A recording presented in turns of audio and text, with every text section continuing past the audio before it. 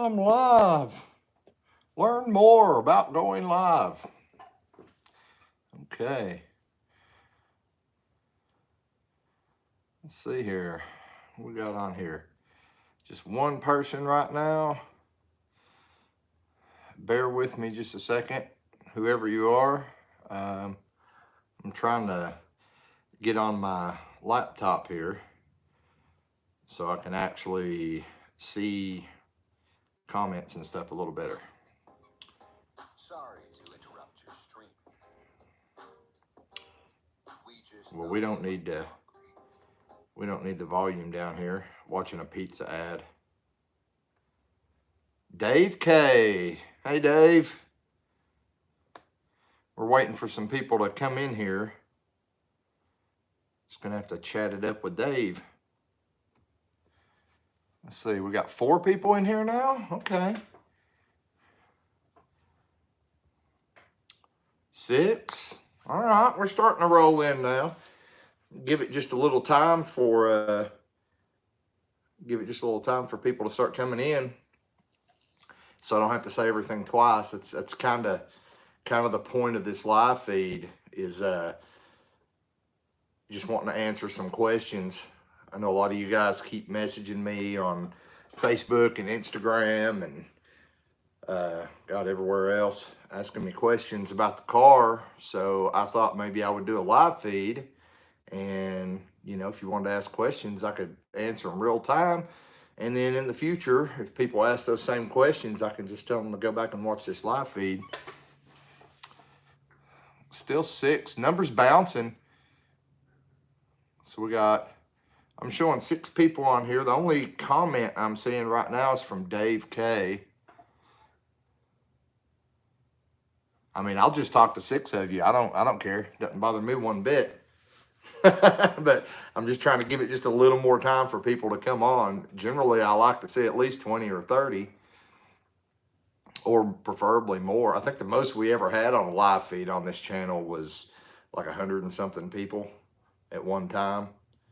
Antonio Ortega, what's up, brother? So we got Dave and Antonio. Anybody else? I'll give it about 5 more minutes for people to come on, and then I'll just open up for questions, guys. We'll get this all laid out. So I'll just let you guys that are already here know, I'm not sure if we're going to get to do anything with Chaos Theory this weekend. Tomorrow night, we've got a football game.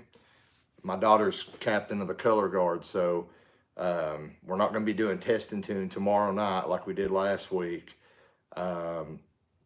Depending on what happens Saturday, we may go to English Mountain. I'm not 100% sure yet. Like I said, we'll just have to see what happens, see how everything works out. Dave K, now that you're running turbos, how do you compare it to the nitrous? I know you were a big nitrous guy.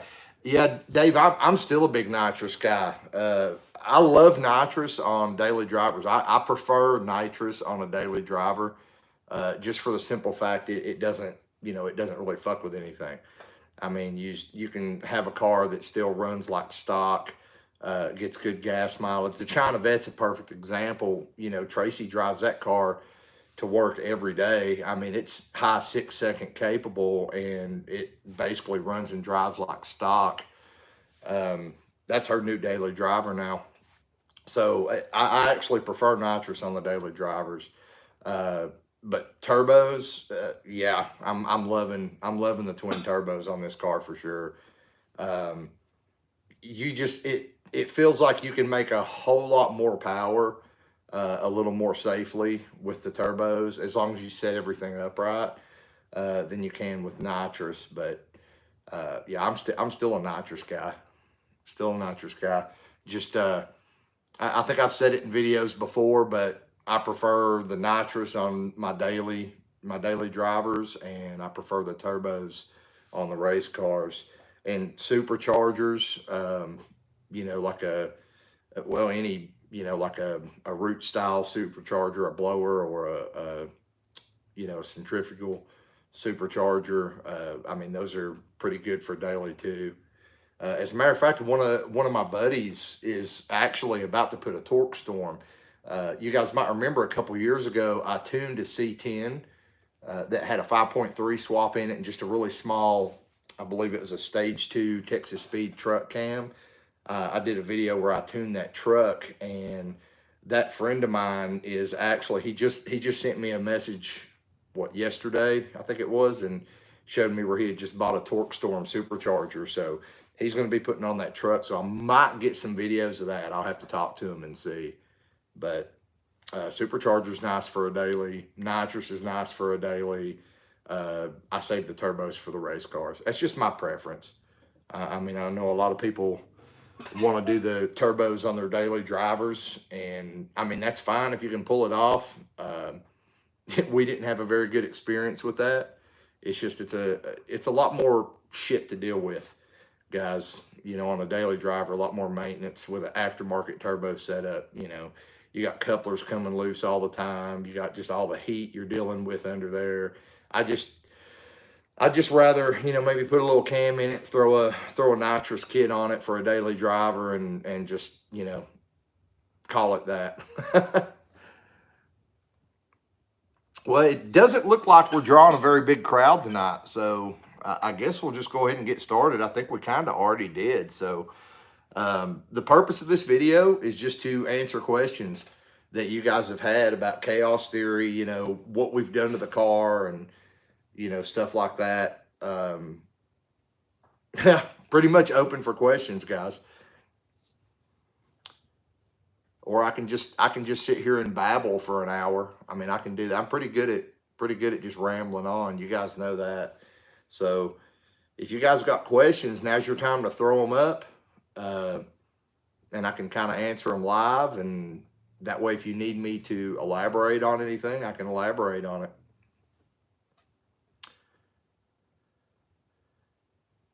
Nothing. Nobody's typing a question. Crazy. All right, I have to say, now I know I've not done a live feed in about a year, but I don't think I've ever had a live feed this quiet. Usually within the first 5 minutes, I've got 20 questions on here, and nobody is saying a thing right now. I don't know what's going on. You guys are being super quiet.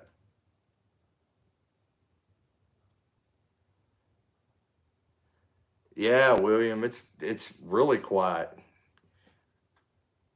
Are you not driving? I figured you'd be in your truck, man. Or are you texting and driving? Are you watching a live feed and driving a semi, William?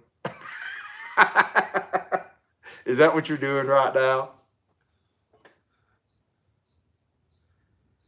He's trucking down I-75. Yeah. He's trucking down I-75 doing about 70 mile an hour in a damn semi truck watching my live feed. That's dedication right there, guys. That is dedication. So what you guys want to know? I mean, yeah, maybe. Like I said, guys, hey, Ground Up Garage, what's going on? Like I said, this live feed's for you guys. This is for you guys to ask questions. You know, if there's stuff that maybe you missed in a video. Oh, you're on I-20, William? He's not on I-75. He's on I-20 watching a live feed. Yeah, this is for you guys, you know, who've been asking me questions, you know, if it's something that maybe you missed in a video or something that I don't know how I wouldn't have, but maybe there's something, you know, you need to know about the car that somehow I managed to not put in a video. Just anything you guys want to know, hit me up here. This is like a nervous quiet. Ground Up Garage, not much, man. Finally got to catch one of your lives. Yeah, this is the first live I've done in probably over a year, man. And it's not going too well right now. We only got like 10 people on here. I think the first live feed I ever did had like 30 something people in it. That was years ago. And I don't do many of them. I usually do live feeds when, well, like this one, when I'm getting a lot of questions and I just don't have time to answer them all.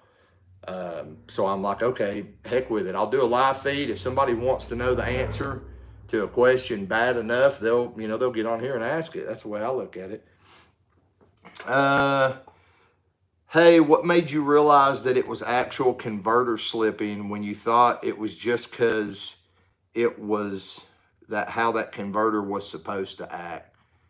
Well, it was kind of obvious. This is 9-second tuna, I think is tuna SG. It was kind of obvious, man, because I mean, I don't really care how loose the converter is. It shouldn't just flash straight to the rev limiter and stay there. I mean, it should grab at some point, and it was not grabbing. Now, hindsight 2020, now that we got the new transmission, I've realized now it may not have been the converter at all. I'm thinking what may have happened is the pump in that Turbo 350, maybe it's just worn out. I still haven't torn that 350 apart yet.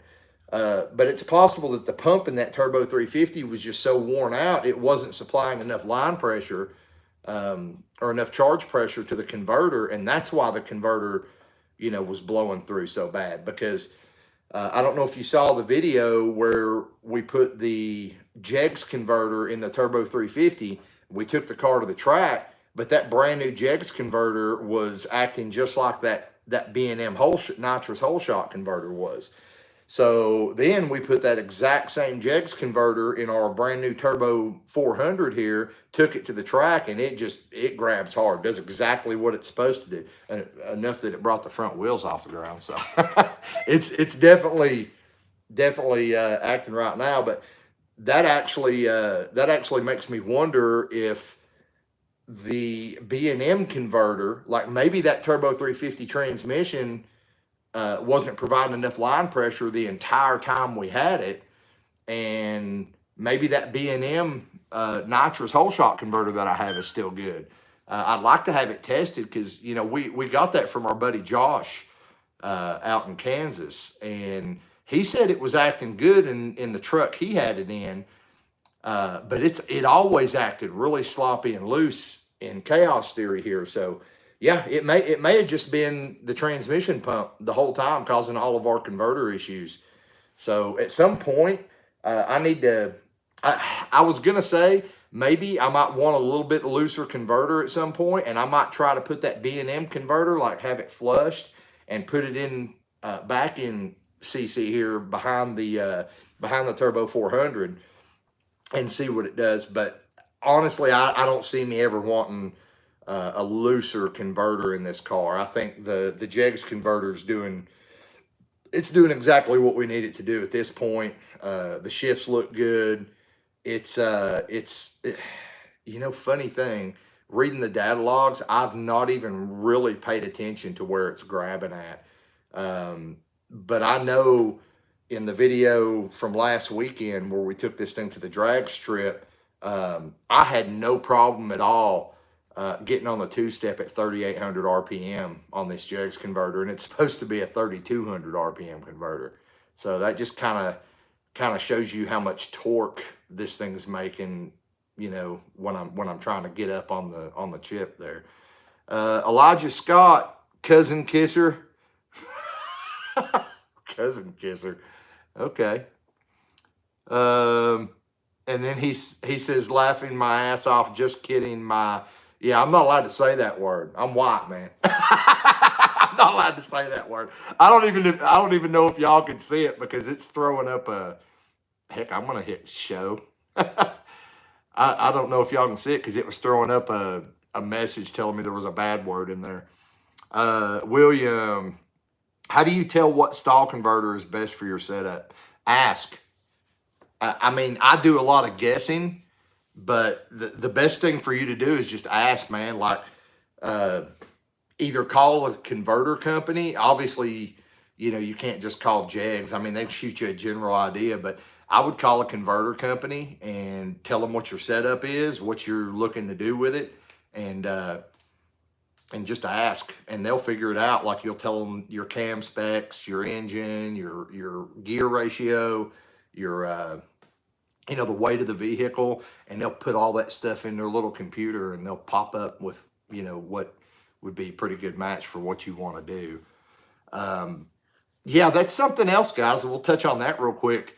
Start calling companies, guys. I'm not saying don't go on Facebook or don't post in my comments and ask me my opinion. That's fine, but you need to realize when you do that, you're getting people's opinions. Most of the time, you're not getting the information you need. You're way better off picking up the phone or emailing, like if you want to know what cam to use or whatever, contact the cam company. They're going to be your best bet to get you set up with something that's right for you, not right for, that worked good for somebody else in a totally different setup. Let's see. Ground Up Garage wants to know, how much of a difference did you notice with the new subframe connectors? 0. Just like I said I would. The subframe connectors, I don't know. I'm really opinionated about subframe connectors. That's everybody's first go-to on an F-body. You got to have subframe connectors. No, you don't. I've kind of proved that with this car. I had no chassis twist or nothing at all. And, all the way down to what we were running before. Now, I was not trans brake launching it, but, 90% of the time, what people are perceiving as chassis flex on these cars, it's not chassis flex at all. It's actually the rear suspension not working correctly. And that's why you guys saw the first thing I did before I reached to, subframe connectors and putting those on the car. The first thing I did was I called up UMI and ordered a adjustable anti-roll bar for the back. And that straightened my launch right out. We went from that back corner dragging and the front driver's side tire trying to come up off the ground. We went from that to flat level launches with 0 subframe connectors. So in my opinion, subframe connectors are a lot more important on a road racing car than they are on a low powered drag car. And by low power, I mean anything under about 600 horsepower. This is just my opinion, guys. Yours might differ. That's fine. We can all have our own opinions. But in my opinion, if you're under 600 horsepower and it's a drag car, subframe connectors aren't the first thing you should be buying, is my point. I'm not telling you not to buy them. I'm just saying that shouldn't be like your number one go-to. I'm going to spend my money on this first thing. On a road race car, where the car's seeing a lot more, I guess, lateral flex because you're hitting corners and things, subframe connectors would probably be at the top of my list on a road race car. Daily driver, drag car, they're at the bottom of my list. Before I get subframe connectors, first thing I'm getting is the lower control arm relocation brackets. So I can change my anti-squat a little bit and hit the tires a little harder. I'm doing that first. Then after that, I'm doing an anti-roll bar, adjustable anti-roll bar to level that launch out to get rid of what everybody at the drag strip is, going to be like, you're a chassis flex. It ain't. You need that adjustable anti-roll bar so you can put some preload on the passenger side, so when it transfers that power, it's pushing it over to the other side and the car's leaving level. That's what you need. Then I'm going to start looking at a good set of lower control arms themselves. Probably the last thing on my list for under 600 horsepower is going to be subframe connectors or the pan hard bar or the track bar above it. And again, guys, I'm saying that for under 600 horsepower. Okay, so yeah, that's where I'm at with that. I noticed no difference whatsoever, man. That's the thing. I mean, I know they're doing something, but it's not something you can feel in the car. I mean, I see people post online all the time. I got subframe connectors. Now my car don't rattle. Bullshit. That don't have anything to do with the subframe connectors. Let's see. How much? Hello, guy. Hey, Lowbuck LS. What's going on, brother? I'm just gonna go ahead and give a shout out to Randy. I think it is at Lowbuck LS. He's invited me to do like a little live feed with him in the future, and we're gonna get that hooked up, guys. And it's gonna be like a little podcast. Uh, I've got to get time to coordinate with him, make sure he's cool with the time and everything. But be looking for that in the future. We're going to be doing like a little dual podcast thing. Let's see here. Dion, what's up, y'all? What's going on, Dion? I ain't seen you in a while, brother. Antonio Ortega, what injectors are you running on that setup, size and brand? We're running Snake Eater 1500s. Yeah, and they've been great. I actually got those from Adam Geske. He stepped up to some Bosch 220 injectors, and he's like, "Hey man, you want these Snake Eaters?" And he gave me a hell of a deal on them. It was such a good deal. I'm not even going to tell you what the deal was, but I didn't pay much more than shipping. I mean, he hooked me up on those injectors. My plan was to try to push the decaps as far as I could.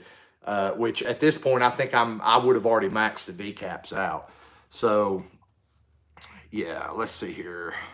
Ground Up Garage. I called BTR before I bought my cam, and they told me what size converter I would need for my cam and setup. Yeah, Brian Tooley Racing's awesome. Like Ground Up Garage just said, you give them a call or email, fill out their card there, and they'll tell you what cam you need for your setup or what converter would be good, what stall speed and everything. I've worked with Brian Tooley, not worked with, but I mean, I've bought parts from Brian Tooley Racing and talked to them on the phone multiple times. And yeah, they've always been really helpful. My only gripe with BTR, and it's still my gripe to this day, is I ordered a couple $1,000s worth of parts and didn't get the first damn sticker. I'm still pissed off about that. No sticker, no t-shirt, no nothing. Still mad. Let's see here. Because we all know we order parts just so we can get stickers and t-shirts, right? Let's see. William Cordell, BTR Stage 4 truck cam in a 5.3 in the Jeep Wrangler, and I'm having a hard time getting it to lock up into overdrive. Probably got big tires. What gear are you running in the back of that thing, man? I mean, I know the build. We've talked about it before. But I don't know why you're having trouble getting it to lock up in overdrive, unless it's something in the tune, maybe. Car Camp. I understand you've got a full-time job, but when something needs to be changed or redone, like the transmission in CC, why did you buy rather than build and learn a new skill also to add to content? That's a good question. Well, it's like this, man. I've got the skill to rebuild a Turbo 400. I've thrown together Turbo 400s, Turbo 350s in the past. There was a time when I couldn't afford to buy one, to have one built for me. I have not actually built like something like this one is supposedly good for 1,500 horsepower. I'm not sure if you're aware, but it is really, really fucking hard to get parts right now. As an example, we waited over a month just for a gallon of fucking transmission fluid after we got this transmission put in, just so we could take this car to the track. I mean, it's ridiculous getting parts right now. One of my subscribers, Dave, reached out to me, and that's what he does. He builds transmissions. It made no sense for me to go out, buy all these parts, wait for probably months and months for the parts to get here, then try to put it all together. And honestly, like I said, I can throw together, like I can do a refresh on a Turbo 400. I've never actually built a Turbo 400. I've just threw clutch packs in it, new steels and rolled with it. So we wait for months for parts, right? And then we fool around with that, hope I'm doing everything right, read a bunch of books and shit, and talk to a bunch of people. And in the end, I would have saved about $300 because by the time I bought my core, bought all the parts that are in this transmission, That's about all I would have saved, is about $300, because he cut me a hell of a deal on this transmission. I'm telling you that right now, man. So it made more sense. You know, this car would probably still be sitting here right now waiting on parts if I would have tried to build it myself. Whereas Dave already had all the parts because he does this for a living. You know, he already had, you know, the nice intermediate shafts and all that shit. You know, the whole, everything he needed. You know, he had like 4 of these ATI Wicked Quick trans brake valve bodies just sitting on his bench waiting to go in something.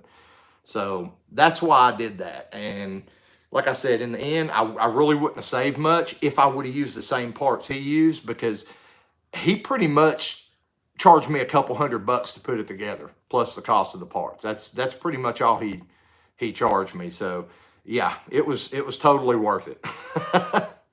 Let's see here.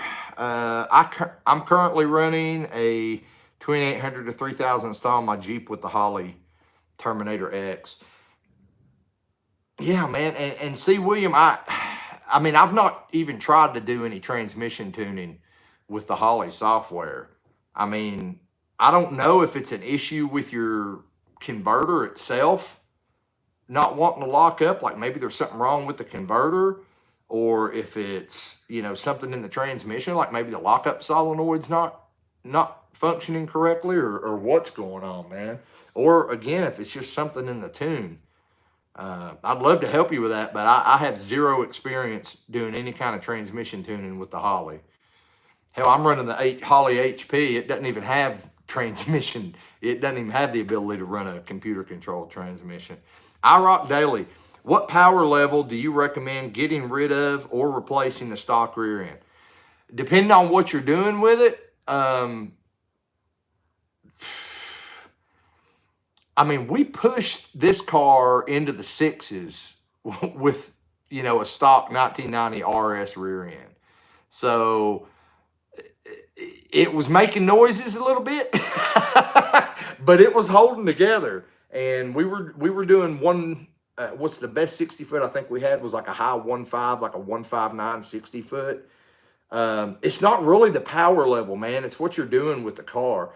I mean, if you're launching it off a trans brake, or if you're doing clutch dump launches and you're on slicks or drag radials, I would recommend upgrading the rear end immediately. I don't care if you're only making 400 horsepower. If you're doing that kind of launch, you're probably gonna break it pretty quick if you're hooking. And even if you're not hooking, because that's another misconception, okay? Everybody's like, yeah, that rear end's going to hold up until it hooks. No, it's going to hold up until it tries to hook and don't, and you tire shake it to death, and it just blows apart on you. Because it's not just about hooking. Sometimes hooking, 100% of the time, dead hooking is better than tire shake. Because, you know, that the tire shake, or the wheel hop is what I'm looking for, not tire shake. Wheel hopping will kill a rear end faster than dead hooking it. I mean, it vibrates and it just destroys it. Okay. So yeah, if you're taking a car to the drag strip on drag radials and shit, I would recommend just immediately upgrading the rear end. The reason we were able to push this one so far is because of the way I was launching it.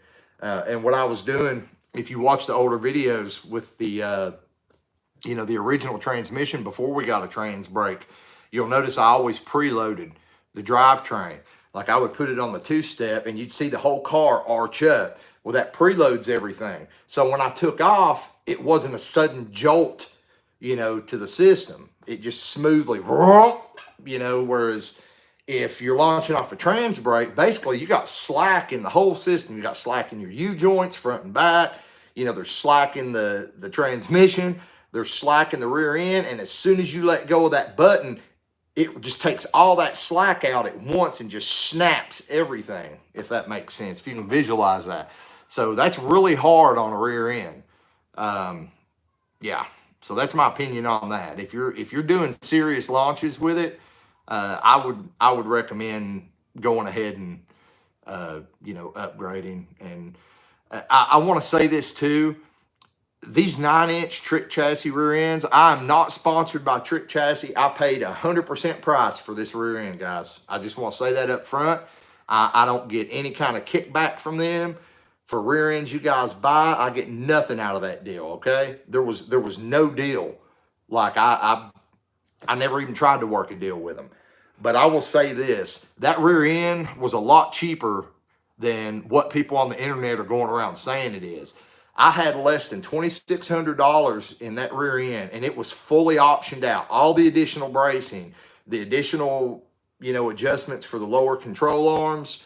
The only thing that I could have done different that would have made it a little more expensive, I went 35 spline axles, everything, guys. The only thing I could have done different that would have made it more expensive is I went with a spool instead of going with a limited slip. But for a couple $100 more, you can get into like a torsion style limited slip, with that 9-inch setup, and it bolts right in. You guys saw, hopefully you saw my video. I mean, that 9-inch just bolted right up in this car like GM put it there. So, I wouldn't go out and waste money on, say, I don't want to do this, but I'm going to. So Hawks sells an 8.8.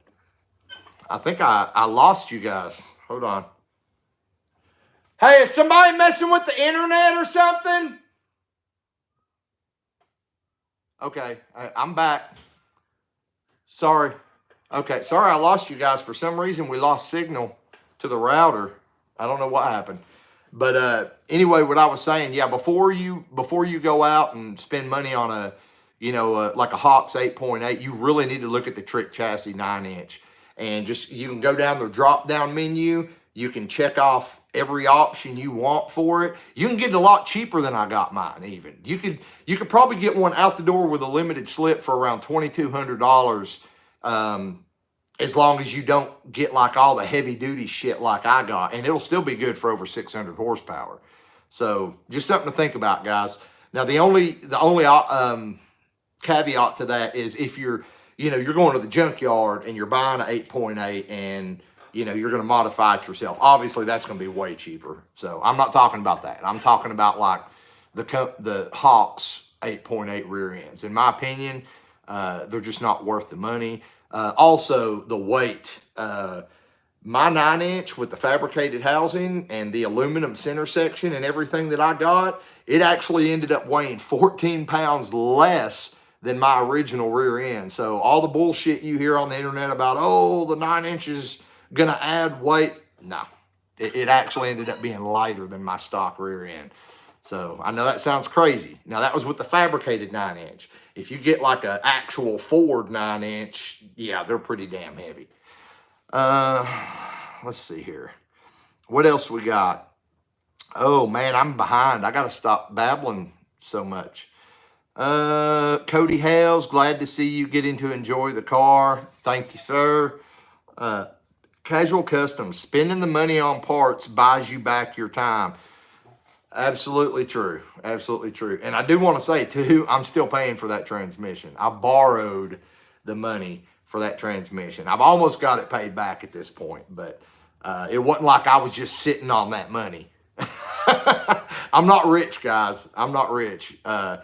My job pays pretty good, but me and the wife kind of have an understanding that YouTube pays for YouTube, meaning, the YouTube money can go for this car and go for the stuff I do on the channel, but very little of my personal income from my actual job goes into it. And I'm just telling you right now, this channel don't make a whole lot of money. So when I have to make a big purchase like that, sometimes I have to save up for months and months and months before I have enough money to actually get it. Or like I did this time, I just have to borrow it.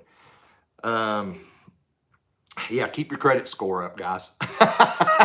If you're into hot rodding and, you want some kind of nice shit, keep your credit score up because you will use it. You will use that credit. All right, let's see. Ground Up Garage says, oh, wait, Phil Bethauser. We're hoping we'll shear wheel studs. We're hoping we don't, Phil. Ground Up Garage. I bought a 2800 to 3000 converter from Circle D. I figured if I was going to spend the money, I might as well do it right the first time. Yeah, Circle D converters, you know, they're really good converters. They are kind of expensive, but they're good converters. William Cordell. I think it's the converter, but I'm going to re-gear it. I have everything but time, running 373 and going to 488. But I'm on 37s going to a Ford 8.8 Explorer rear differential. Yeah, so you've probably got you're probably not turning a whole lot of RPMs right now with those 37s and a 373. I don't know, man. Like, I really don't know I don't know what's going on there. But it sounds like it's probably the converter, like maybe the lockup clutches or something. Kart Racer number 8. I never had the balls to put a mini spool in my 91 RS stock rear with a T6 single turbo LS after seeing an axle brake on Matt Happel first Fairmont 1. It totaled the car, if I remember it correctly. Yeah, well, I had the balls and I did it. She held up good, actually. The big thing with mini spools, or any spool for that matter, is if you know you've got really weak axles, yeah, I probably wouldn't mini spool a 26 spline. The 28 spline, which is what you would have had in a 91. Well, I mean, we mini spooled this one and we won 560 footed it, and you know, ran high sixes in the 8th on that mini spool rear end. So I don't know, man. I mean, it's not something I recommend. I wanted to push that rear end and see how far it would go. But then when I got sick and I was out of work and I had the brand new trick chassis rear end sitting here, it didn't make any sense for me not to put it in. So we actually ended up pulling the stock rear end out before I had a chance to break it. But hell, it put up with a lot of abuse for 2 years. All right, what we got? We got no questions now, guys. For you guys who are just now coming on, just so you know, the whole purpose of this video is for me to answer questions about chaos theory. If you've got questions about the setup, or you know what we've done to it, what we're planning on doing to it, whatever. So if you got questions, post them up, guys. Don't be shy. Ground Up Garage, Robert. I do have something I need to talk to you about behind the scenes. Okay. Well, we can figure something out, man. Email or messenger. Well, no, don't messenger me because, all right, guys, if you've ever sent me a message on Facebook or Instagram, understand this. My message folder, number one, it's restricted. So a lot of the times I'll have people that'll say, sent you a PM. I'll never see it. Facebook restricts it. Like, I will never see your PM. Unless you're a friend of a friend. Number two, my inboxes are full. Okay. I don't think you understand the amount of messages I get a day. So like messenger inbox on Facebook, it's full. Requests. You know, my regular messenger inbox isn't full because that's just friends and family. But the request inbox, I could scroll for days. Okay. And I've only had that Facebook account for what, 4 months now? Because I broke off of my wife's account and made my own. So yeah, guys, I'm not going to get your message 99% of the time on Facebook. Instagram's the same way. That sucker is full. I get way too many messages, and that's why I'm doing this live feed like this, is for people who maybe sent me messages and asking me questions. That way I can, you know, address it right now. So I hope some of those people are on here. But Ground Up Garage, yeah, if you want to email me, man, it's thebadluckgarage@gmail.com if you want to email me and talk. Let's see here. Headflow Inc. What's up, Jeff? 373s with 37-inch tires, has an effective ratio of 258. Yeah, that's what I was saying, man. I bet he'd cruise down the highway like idling at 60 or something. Ground Up Garage. I still have you on my Instagram if that works. Oh yeah, I just covered that. Let's see here. Car Camp. Are you ever planning on doing any kind of street fun here soon? I'm not sure what you mean by street fun. I'm assuming you mean like Mexico. And I'll be honest with you, man. I mean, I've been to a couple street races. I've not participated into them, but I've been to a couple, like what I would call high profile street races over the last couple years. And it's like this, man. Tennessee is not too street racer friendly. They will yank your license and tow your car. As a matter of fact, one of the people that I had rode with his crew to a street race a couple years ago, he had just bought the car and got it impounded the first night he ran it. So my job depends on me having a license. So you will probably not see me street racing. You'll see the videos like you always do of maybe me just having fun on the street or whatever. You will probably not see me involved in a street race. That's not saying you won't see me recording a street race. You just won't see me running it, because if I lose my license, I lose my job.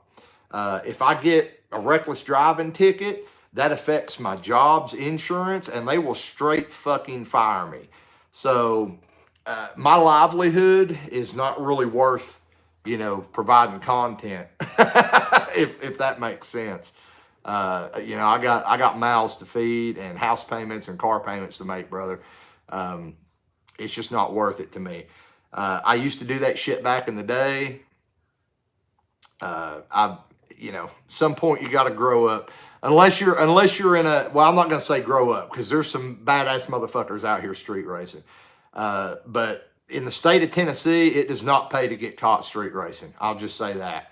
Like, they will straight fuck your world up if they catch you street racing here in Tennessee. They don't like it. I see videos like, Billy and them from Street Racing Channel and stuff. And, they'll be like down in Louisiana or up in Ohio or something. And the cops will roll up on me like, hey, you need to break it up. That ain't how it happens here. When the cops roll up on you here, they're rolling up with fucking trucks and they're taking your shit, man. All right. Let's see. Ground Up Garage. Okay, never mind. No, man, you can email me, brother. Just email me. Let's see. Kart Racer number 8. I'm actually the guy that recommended the radiator you bought for your car from a Corvette, and I ended up changing my mind and went with a stock 4th gen radiator. Yeah, I remember that, man. I think I actually gave you a shout out for recommending that in one of those Alloy Works videos. Yeah, and it's working great. We're actually, at some point, we're going to push it even further forward, though, and kind of lay it down a little bit. That's going to be coming up. I don't know if I want to mess with doing that with the factory the factory radiator support that's in the car, or if I want to wait till maybe we do a Rock Solid Motorsports tubular front end before I do that. Because pro mod. Kart Racer 8. Are you planning on running rear or front coilovers, and what brand? Yes, I am, especially in light of recent events that have transpired over the last couple days that I'm probably not going to go into on this video unless this video goes really long. But yeah, I'm actually planning on going with Viking front and back. We'll probably go through UMI because, I do work with UMI. They don't sponsor me, but they do give me advertising discounts on parts. I've told you guys that before. So they make all the stuff to do the conversion, over to the coilovers front and back. I've been going back and forth over whether I wanted to do coilovers or if I wanted to just get like some Viking adjustable shocks in the back and adjustable struts in the front, but leave the factory springage on the car, because I was worried about fitting into a specific class at a local track. But apparently my car is considered a fucking race car, even though it's full interior and probably has more miles on it than most of the cars they're calling street cars. So in light of recent events and finding out that the class that I have been working hard for 2 years to build this car for is not going to let me in it anyway, fuck yeah, we're going with coilovers. Let's see here. Car camp, absolutely Mexico fun. Yeah, he says, don't get caught. Yeah, I wish it was that easy, man. Hey, this is bad luck garage. If I'm out there street racing with a group of freaking 29 other guys, I will be the one to get caught. I promise you. Like, I'll be the one to get caught every freaking time. Kart Racer 8. K-Max has my vote for the baddest small tire street car. Yeah, KC Max. Yeah, that Firebird's freaking badass. Absolutely. Didn't he just wreck that thing like a couple weeks ago or something? Really bad? I think he did. I think he like wrecked it seems like I saw a video of that a while back where KC Max wrecked the Firebird. I'm pretty sure. But yeah, that thing was straight up badass. It was definitely not a street car, but we'll call it a street car. I guess that's as close to pro mod as you can get without being a pro mod. Okay, I'm going to go into it here in a second, guys, why I'm making all these comments about street cars. I'm totally going into it in a second because let me clear up the questions and then I'll go into this. All right. And why you're not going to see me racing in a couple weeks, like in an actual race. Let's see. Ground Up Garage. I meant never mind about Instagram because you addressed it after I posted the message in chat. Okay. Yeah. Sorry, man. I'm a little behind on the messages here, and there aren't even that many because this is actually a really quiet live feed compared to the last few that I did.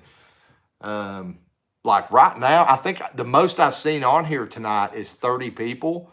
And right now we've only got 21. And usually,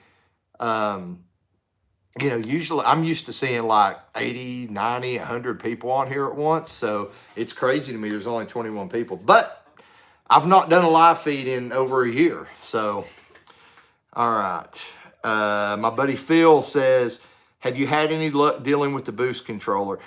No, man, I've not even tried to start doing the closed loop thing yet. I may fool with that some this weekend. I think you came on after I said it, but we're not going to be able to do test and tune tomorrow night, because my daughter has a football game, so we're going to be there. She's color guard captain, so we've got to go to all the games, support her. Saturday, I don't know if I'm going to do it on the street or if maybe we'll load the car up and take it to English Mountain if they don't have anything else going on. But I do want to play with the closed loop, because if I can get that closed loop boost control dialed in, it'll make me so much more happy. So much more happy.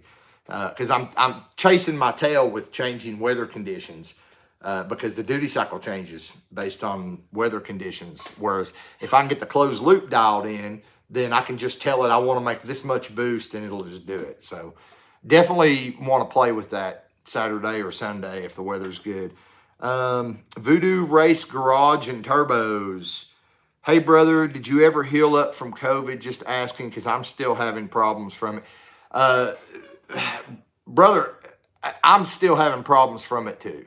The vertigo is permanent. It comes and goes, but it's never going away. I've got 75% hearing loss in my left ear. I'm never getting that back unless I stick a hearing aid in there. My sense of smell, I want to tell you guys about that. I've made some jokes about it online, but this is 100% serious. I can't smell fuel, guys. I can't smell. There are certain things I can smell since I had the vid over a year ago. Never got my sense of smell back. Certain things I can smell. Certain things I cannot. I cannot smell fuel, which is kind of dangerous considering what I do here. So, like if I'm working on the fuel system or something, I have to call the wife. I'm like, hey, Tracy, can you come out here and just sniff around this car? Because, sometimes you'll have a fuel leak and you might not see it, but you can smell it. I can't smell it. E85, I can stick my nose down in a jug of E85 and just breathe and breathe and breathe and never smell it. And that's what this car is running now. So if I got a fuel leak and the wife don't catch it, I'm in trouble. But yeah, so I've got the vertigo that comes and goes. I've got it hadn't really hit me at the track yet, thank God. I've got the loss of hearing. I've got the my sense of smell that never came back. My sense of taste, you know, I can taste stuff, but it don't taste like it used to. Like it's weird. And like I said, with my smell, there are certain things I can smell, certain things I can't, and certain things smell totally different to me now, even over a year later. So I don't know, man. Yeah, I just seen it pop up on the screen. Kart Racer X says E85 smells horrible. You're lucky you can't smell it. That's what I hear.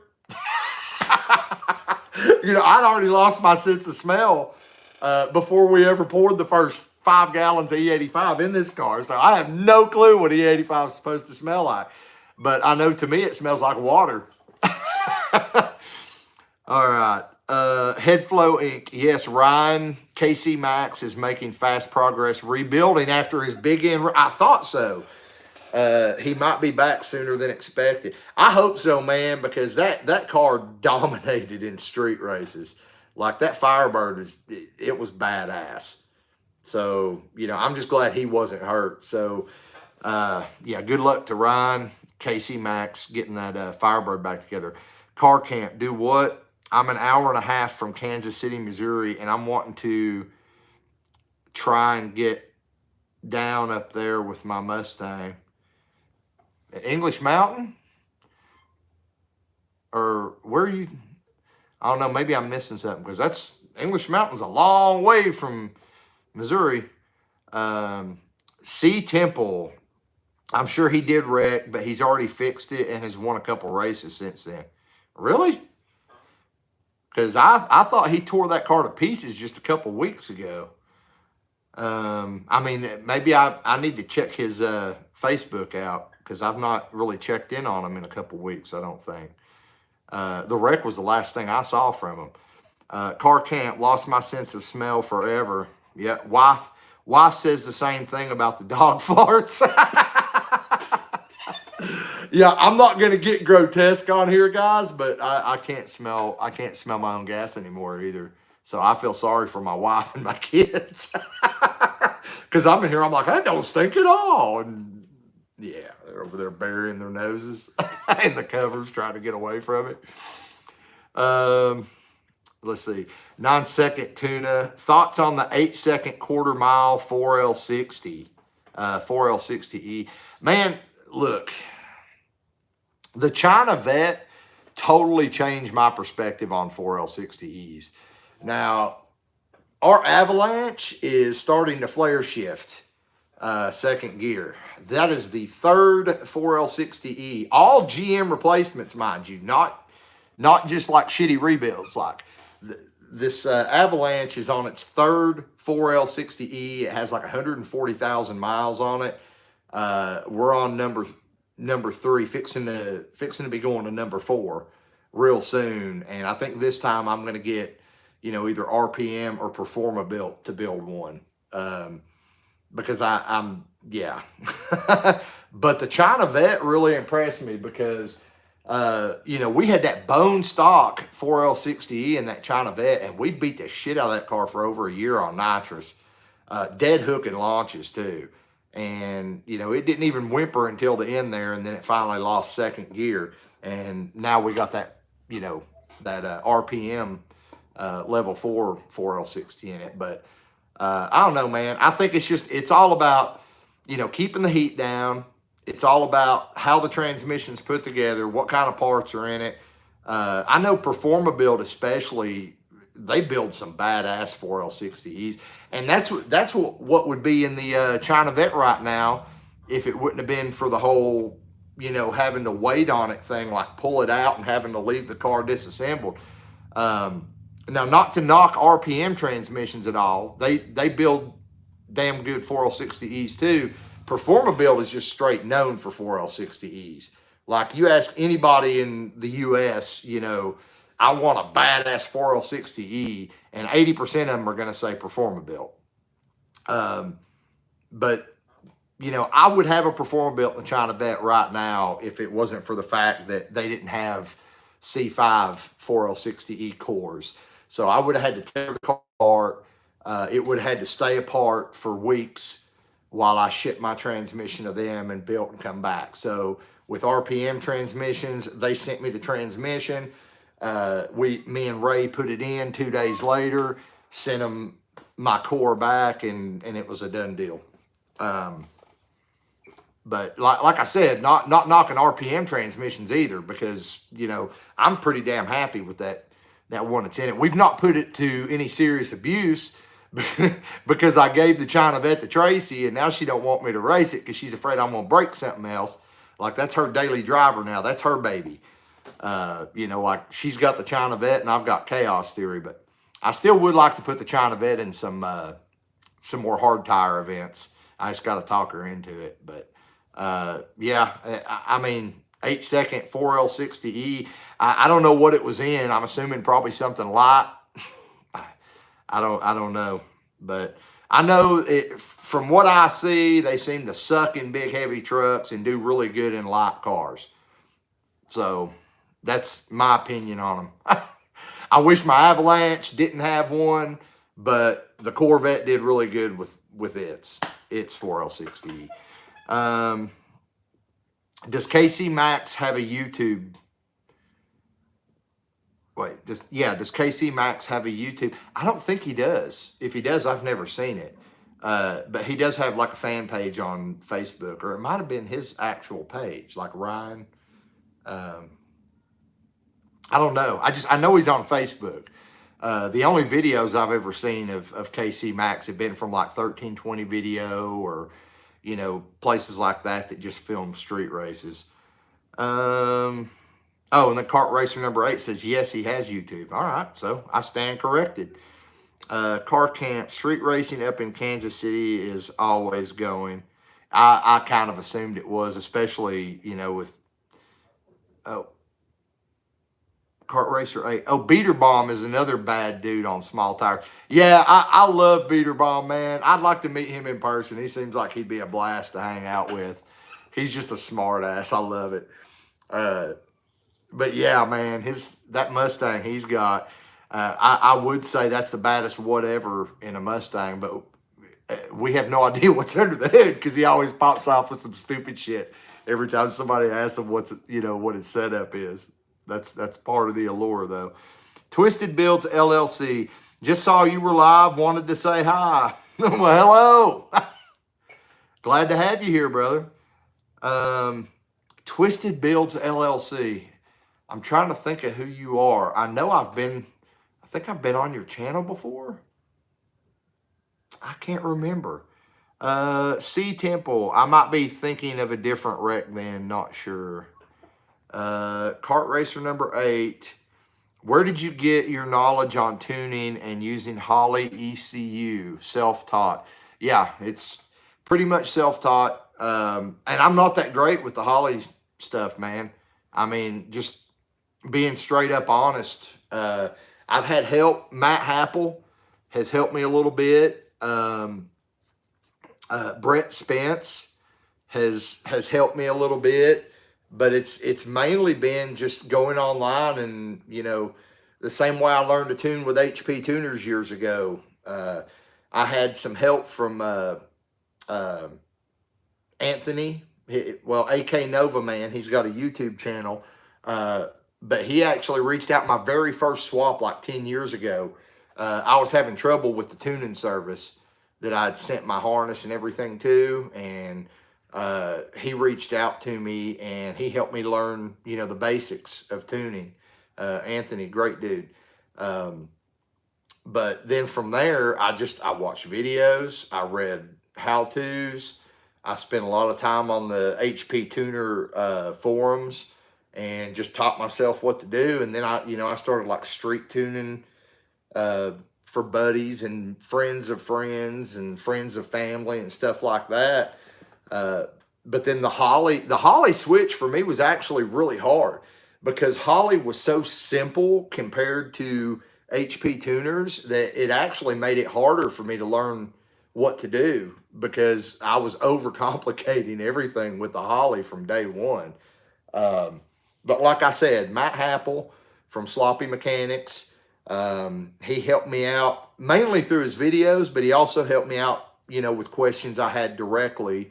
I messaged him several times, and then Brent Spence, he's helped me out a lot over the last couple months with some issues I've had when I couldn't get a hold of Matt. Matt Happel's a busy guy, but really popular guy. So, both of them have helped me out. Devin Vanderholt's videos, I've watched a lot of those. He's kind of hard to follow sometimes, but he's got good info if you can just kind of ignore the unimportant stuff he talks about. you got to have a filter to watch Devin's videos and get anything from it. But the information you need is in the video. I promise you that. You've just got to learn to filter out a lot of the other stuff. But yeah, self-taught pretty much, but nobody's 100% self-taught, man. Everybody's got help from somebody. So I'm not gonna be on here like I figured this shit out myself. Nah, man, everybody gets some help from somebody. Nobody's 100% self-taught. And there's still a whole lot I don't know. I mean, and there probably always will be. It's just, I enjoy learning new things to a point, but sometimes it's frustrating, especially when I was just starting to kind of get the hang of the HP tuners and stuff. After several years of fooling with it, I was getting to where I was kind of proficient with it. Then we switched over to this Holly stuff, and it's just totally different, but it's really easy. If you've never tuned before, learning the Holly stuff is probably going to be easier for you than it was for me, trying to unlearn one thing and learn the other, if that makes sense. Let's see here. Car Camp, Beater Bomb is very nice and signed my helmet. Yeah, he seems like he'd be a good dude, man. He's just sarcastic, and I love that about him. It's, I don't know, man. I'm drawn to sarcastic people. Like my favorite actor is Ryan Reynolds, if that tells you anything. Like I'm drawn to sarcasm. So let's see here. Twisted Builds, name is Dave Follett. Okay, yeah, I know who you are now. Or Dale Follett, I'm sorry. Yeah, I know who you are now, brother. It took me a second. I was like, I know the Twisted Build thing, sounds familiar. I couldn't place it. Yeah, we actually just started talking to each other on Facebook not too long ago. But yeah, Dale actually has, pretty sure I'm thinking about the right person. He's got some write-ups on the Sloppy Mechanics, like Sloppy Mechanics website, where some write-ups on various things, how to do certain things. Voodoo Race Garage and Turbos. Beater Bomb is a nut. Yeah. Butt hurt bar on his car is awesome. Yeah, man, the butt hurt bar. Everybody's making them take it off now. Leo Blast. I'll agree. I've been running a 383 small block with a 671 blower. Yeah. I bet that sucker's a torque monster. Twisted Builds. I hear you. Oh, I hear you there on self-taught stuff. Yeah, and he said, yes, sir, I do. Yeah, he's got some write-ups on the Sloppy Mechanics page there. I'm trying to remember. I think you had the write-up that I originally went to several years back about the decapped injectors when I first started running decapped injectors a few years back. I think it was your write-up or your little video or something, because that's where I got your name from originally. And then when I saw you on Facebook, I think it's only been, about 6 months ago, Dale? Like 6 months ago or something, I saw you and I sent you a friend request. I was like, hey, I remember this guy. Oh, we're running dry on questions. All right, if anybody is new, or not new, but, new to this live feed, like you just got on here, The purpose of this live feed is for you to get your questions answered about the Chaos Theory Camaro build. So this is your opportunity. If you want to ask me stuff about the car, put it out there, guys.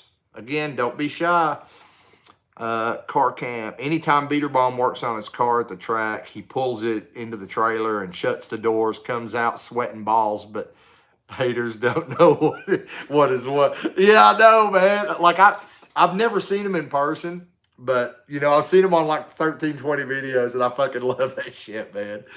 They're like, so what's the setup today? And he's like, oh, it's a B20 Honda with you know, a freaking Pete Jackson gear drive or something. I mean, he just comes up with stupid shit, man.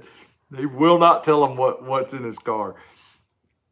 Which, I mean, that's kind of cool, man. You know, keep the mystique. That's my thing all the time. I used to say all the time, I was like, you know, I couldn't give less of a shit what it looks like under my hood because nobody's going to see under my hood anyway. And now look at me. I'm driving a 3rd gen Camaro that doesn't even have the hood on it 95% of the time. I don't know if you guys noticed in Friday when we took it to the track, I actually ran a hood on the car all night for the first time. I believe that was the first time ever we had taken the car to the track and left the hood on it all night. Usually I would make like my low boost gate pass with the hood on or something like that. And then as soon as I started turning the boost up, we'd pull the hood off and I'd run it without the hood the rest of the night. We left the hood on all night, and that was for a reason. I wanted to see what my IATs were going to be like if I left the hood on, and I was not disappointed because they were high as fuck. So my IATs were getting up like into the 160s. And that night it was 60. When we got there, it was like 69 or 68 degrees. And over the course of the night, it dropped down into the high 50s. And my IATs were still that high.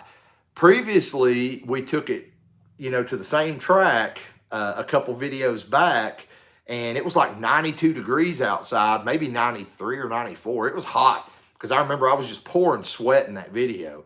But we took it there and running it with no hood, even in the, you know, much hotter, like 30-degree hotter weather outside, and the IATs never got over like 140.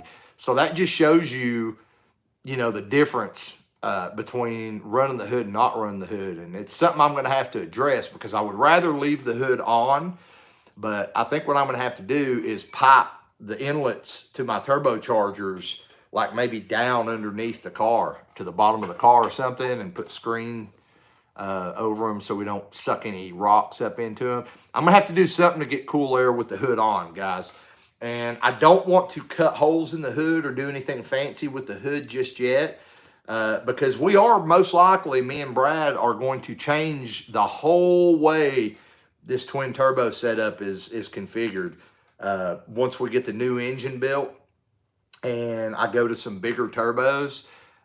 We may even go back to the original plan of poking them out the hood a little bit and aiming them forward. So that's just, you know, something I've got to look at. I like having them tucked under the hood. I think that's, you know, that's cool. It's just, you know, more low key. But at the same time, I kind of want to stick them up out of the hood like we originally planned. Kind of want to do that.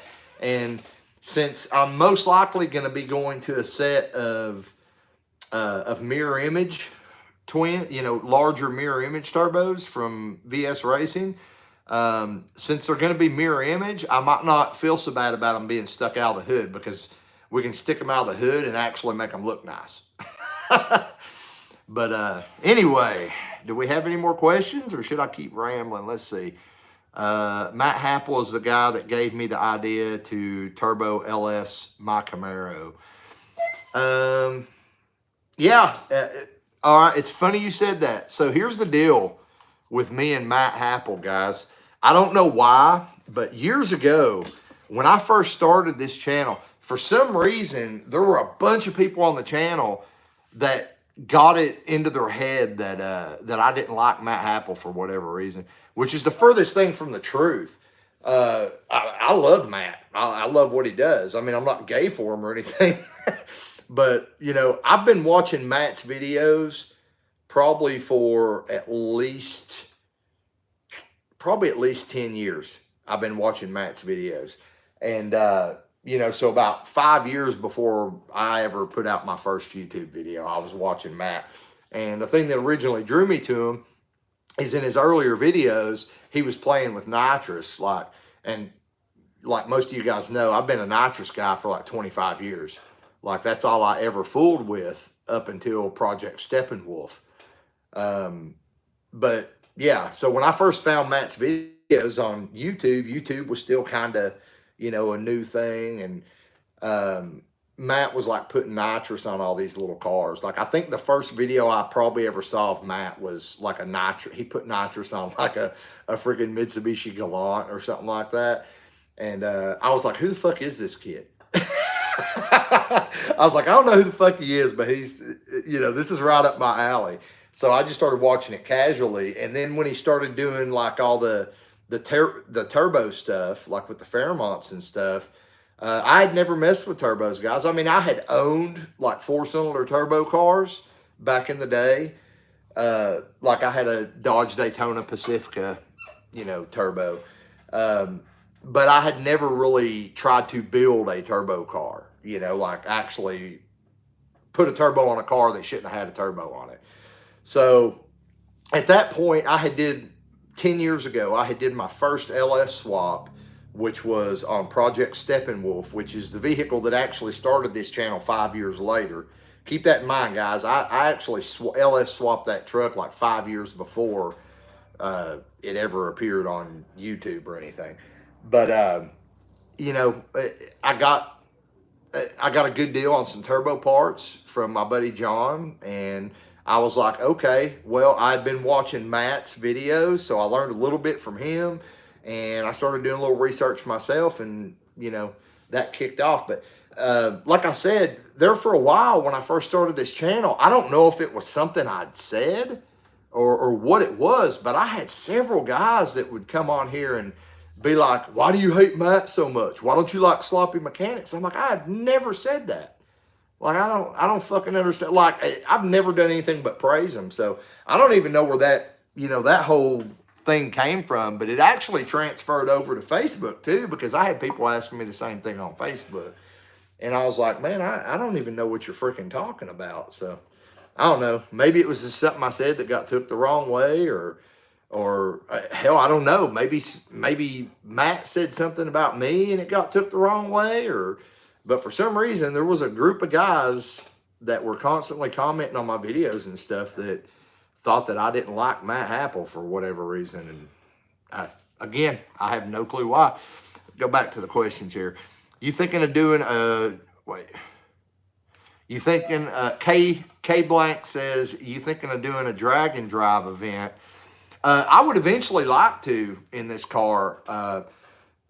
Guys, I think I said back when I first started building this car a couple years ago, like I was building this car to fit in like a true street style class.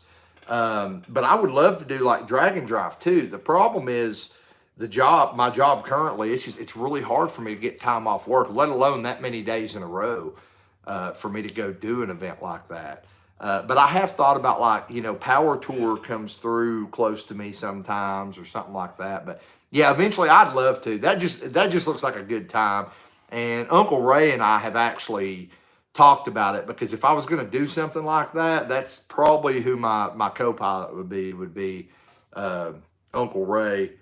Because I mean, Ray, my entire life, you know, Ray's always been the hot rod uncle that, you know, he's always been into the same shit that I was into the whole time I was growing up. So he would definitely be my co-pilot if we ever do an event like that. And I would like to, yes.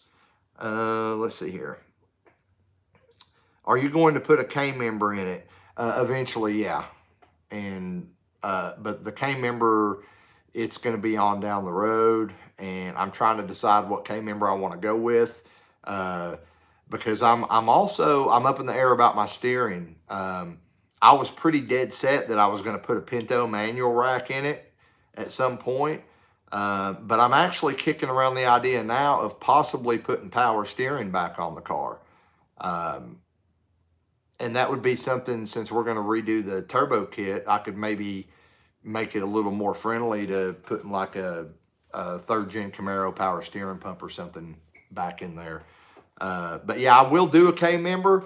I hope it's from UMI, but if it's like this, if I decide to go with the manual Pinto rack, I probably won't be using a UMI K member because they don't make one, uh, you know, that works with the, well, you can make it work with it, I'm sure, but they don't make one that has the mounts for the Pinto rack. But I know BMR, Spone, um, shit, what's the other one? PA Racing.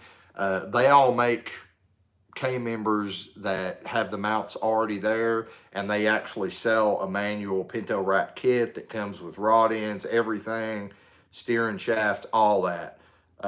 So I've got to make up my mind if I want to put power steering back on this thing or not. And if my mind gets made up no, then we probably will be using like PA Racing or somebody like that for our K member. If my mind gets made up yes, then we'll probably just put a UMI K member in. I like the UMI K members better. Just they seem more solid just because they've got 2 bars instead of 1. You know, it has nothing to do with the fact that, you know, that they work with me on, they've worked with me on this car as much as I like the design of their K member, other than the fact that, you know, there's no mounts for a Pinto rack. And that might be something I talked to Ramey about too. Ramey's my rep at UMI, in case you guys don't know. If you've ever called UMI and asked them questions, you've probably spoke to Ramey. But that's something I might talk to him about is, you know, hey, can you guys make a K member? Is that an option that somebody would have? I don't want no one-off stuff because I like to share stuff with you guys and, you know, post links and make it available for you guys to buy if you want to do something similar to what I'm doing. So I really don't like using one-off parts, but if it's something that, you know, maybe it's a behind the scenes option that they've done before and that anybody could get, I might talk to them about that. But yeah, it's getting a K member at some point, man. That's the point. I'm just trying to drag out the questions a little bit because honestly, this is the deadest chat I've ever had on a live feed. Wake up, guys. Y'all need to drink some beer or something if you're of age. get loosened up so we can keep this thing rolling for a little while.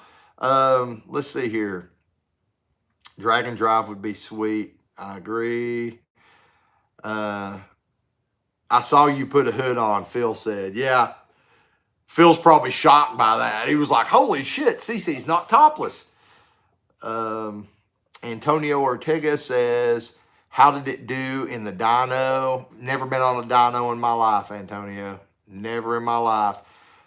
We do it old school, the way racers have done it for.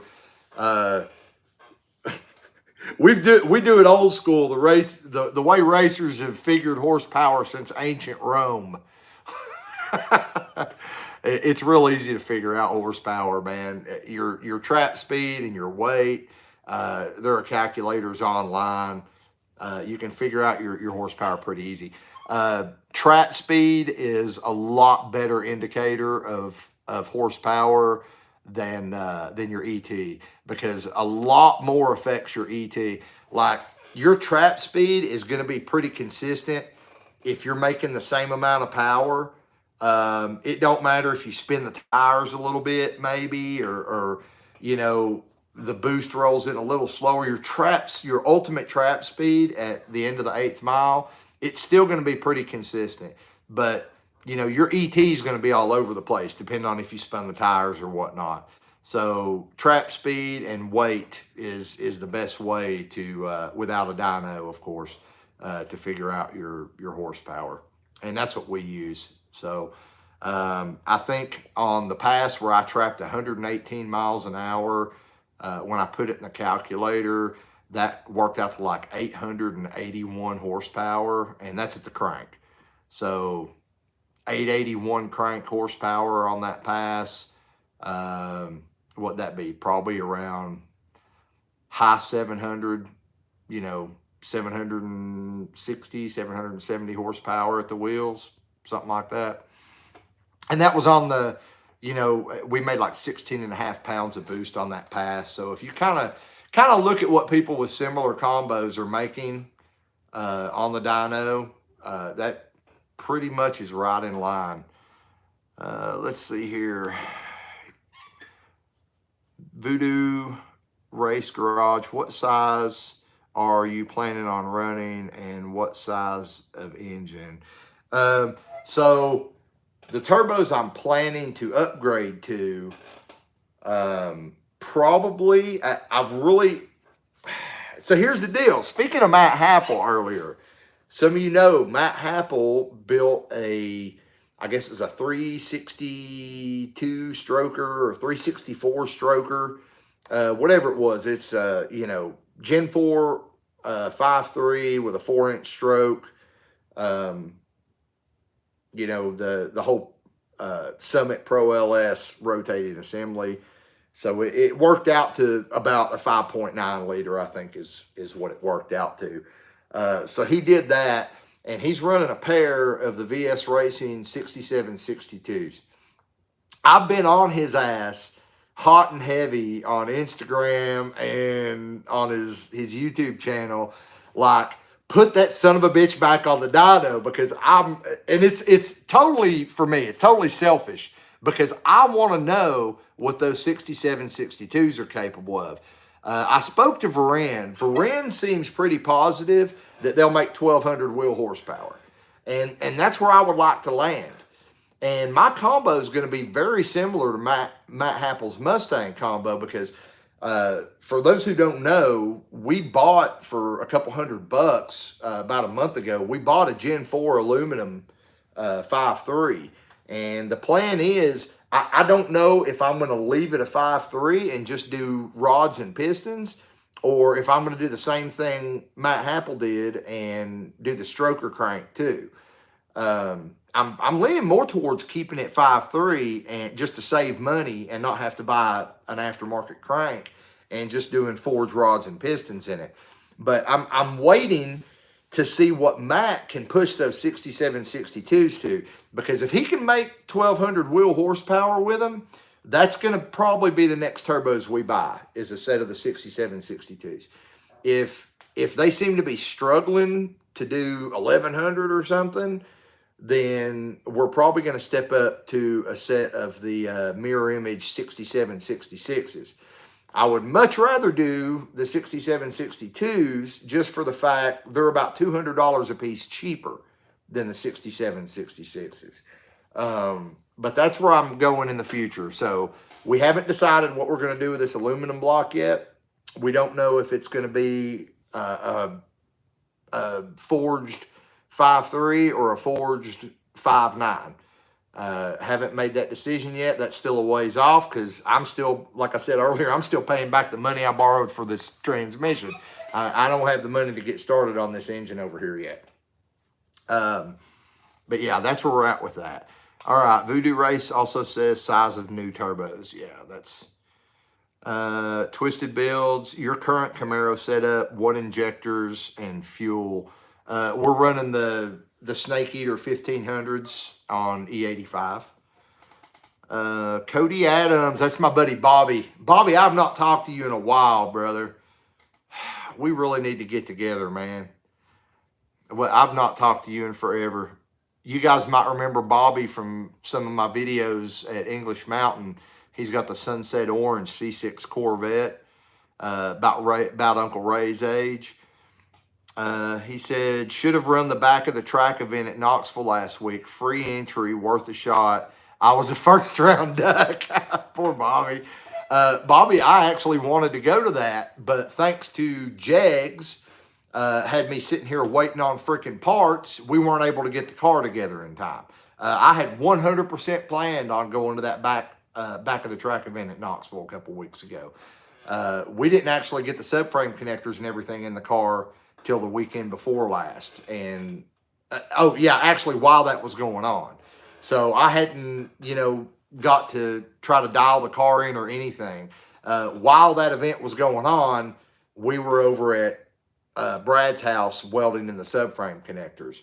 And then last Friday, we took the car to Knoxville Friday night and did the testing tune. And that was the last video on this channel. That's when we did the 118 in the 8th there. Let's see. Phil says you and Uncle Ray should definitely do it. We really want to, man. And I want to do it with them. I just think it'd be cool to take Uncle Ray on something like that. Even if we just took the DR Nova and, just like running that class where you just bracket pretty much. You say, hey, I'm going to run this over and over. Because the DR Nova is pretty consistent, man. I mean, it was hitting, 784. It ran like 3 passes in a row. 3 passes in a row, it ran 784, dead nuts.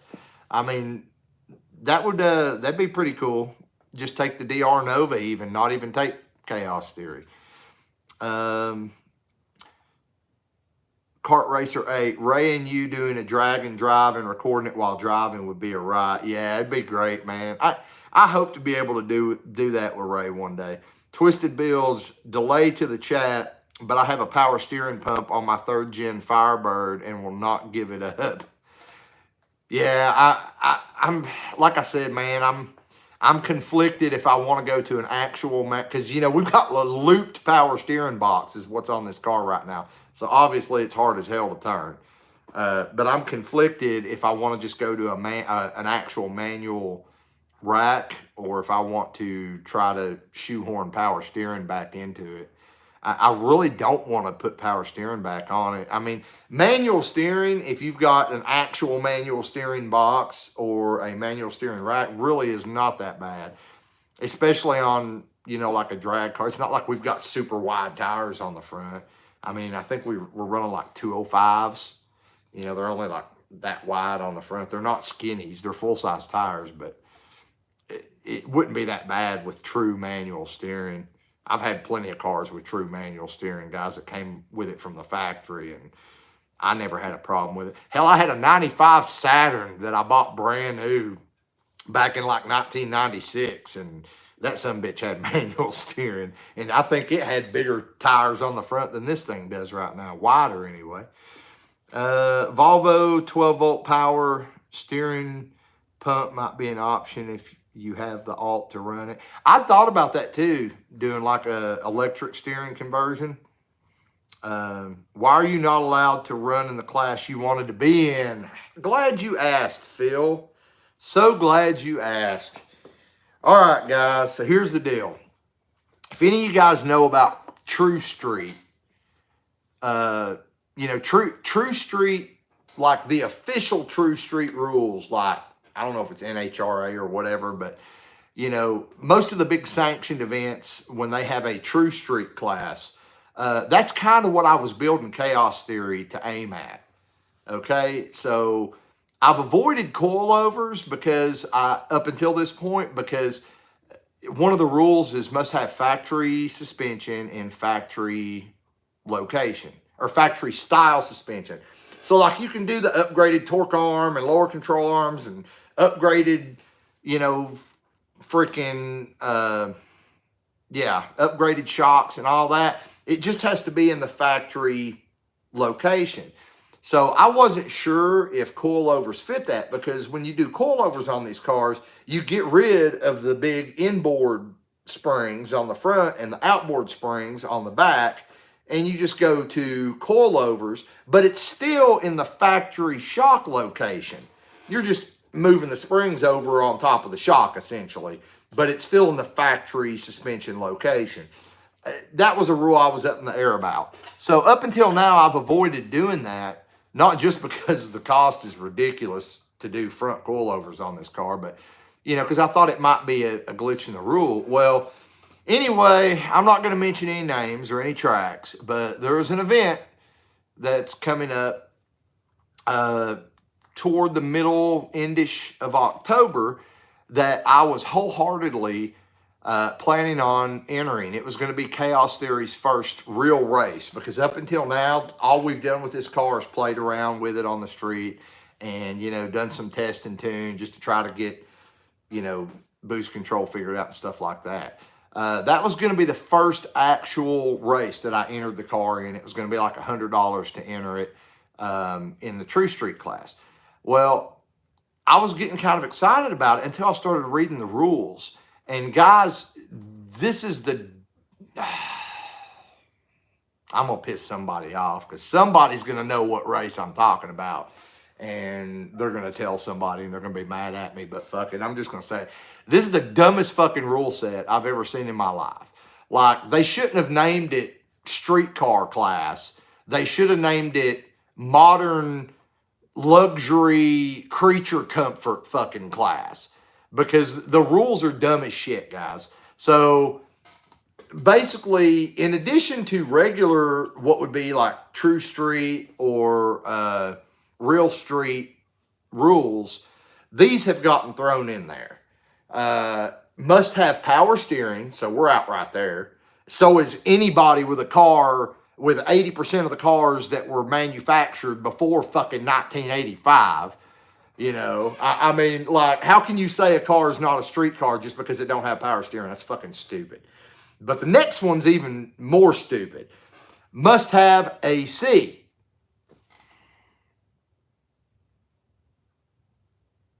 Again, if you own 80% of the cars built before, like, you know, 1985,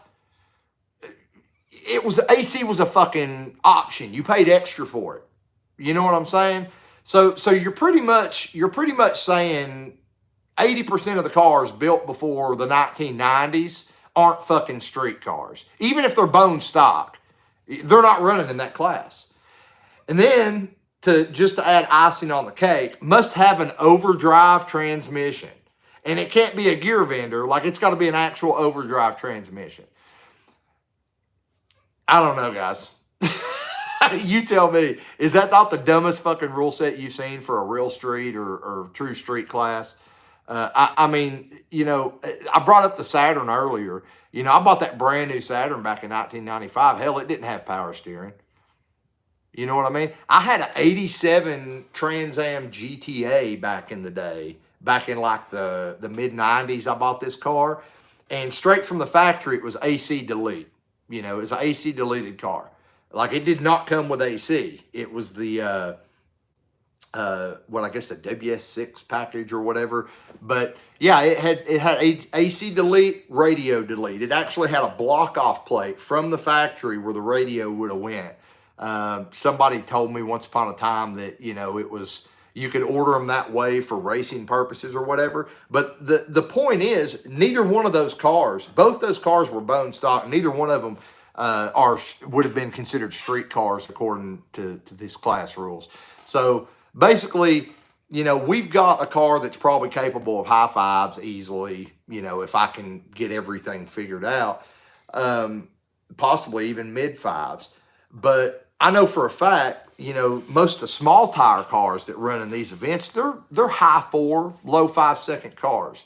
So, like, why would I waste $250 and enter a class that I know I don't have a prayer of probably even going more than one round in? You know what I mean? And the class that I've been building this car for the last 2 years, my local tracks have just bastardized that class to the point where they've got to be doing it. They've got to be doing it to cater to somebody. That's all I'm going to say. They've got to be doing it to cater to somebody, because basically what they've turned it into is a modern muscle class. And, you know, that's fine. If you want to have a modern muscle class, just fucking call it what it is. You know what I mean? Don't call it Real Street or True Street, because it ain't fucking Real Street and it ain't fucking True Street. I mean, it's dumb is what it is. It's a modern muscle class. And that's all you're going to get in that class is, you know, late model modern muscle cars. Because nobody's going to meet all those requirements otherwise. So it's kind of dumb. I actually left a message for that particular race in the info, because I was wanting to know. I was like, okay, well, if this is the way it is, what about coilover conversions? Because I know some of the people that will probably be running in that class, and I know they've all got coilover conversions. So, what, are you going to kick them out? Or, I mean, it's just, I don't know. But it's stupid, guys, and it kind of aggravated me because, like I said, I was thinking that would be Cece's first race, her first actual event, and that's not going to happen. So I'm looking at some other events because I'm not entering Cece in a small tire class where I know there's a bunch of high 4-second cars, because that'd just be dumb on my part. Why would I do that? That's just throwing $250 out the window.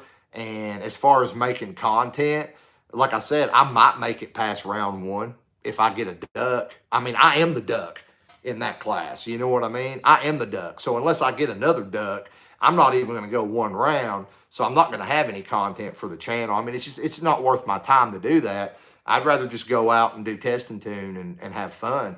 But the fact of the matter is, I did build this car for a specific class, or aimed at a specific class. And the plan was later on, when the car got even badder, then, maybe we can make the transition over to small tire. I went over all this in the earlier videos for Chaos Theory, guys. Like, I laid this whole plan out 2 years ago to you guys. So you can go back and watch those older videos. But yeah, I'm just kind of frustrated about it because I was trying to adjust my work schedule and everything so I'd be able to make this event. And now I'm just not even going to go. Like, I don't even give a shit now. I'm so aggravated about it. Like, they could call me right now and be like, well, we can let you in. I mean, because the fact of the matter is, Chaos Theory probably gets more miles put on it than some of the cars I know that are going to enter that class.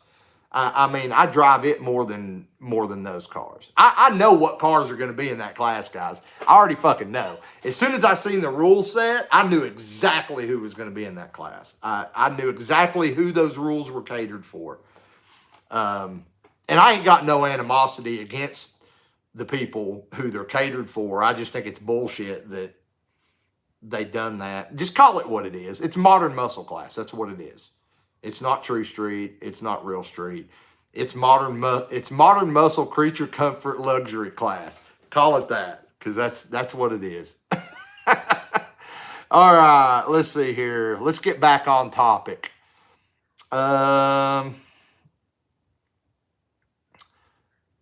Ground Up Garage. I'm emailing you now, Robert. Yeah, I'll check that out after the live feed, brother.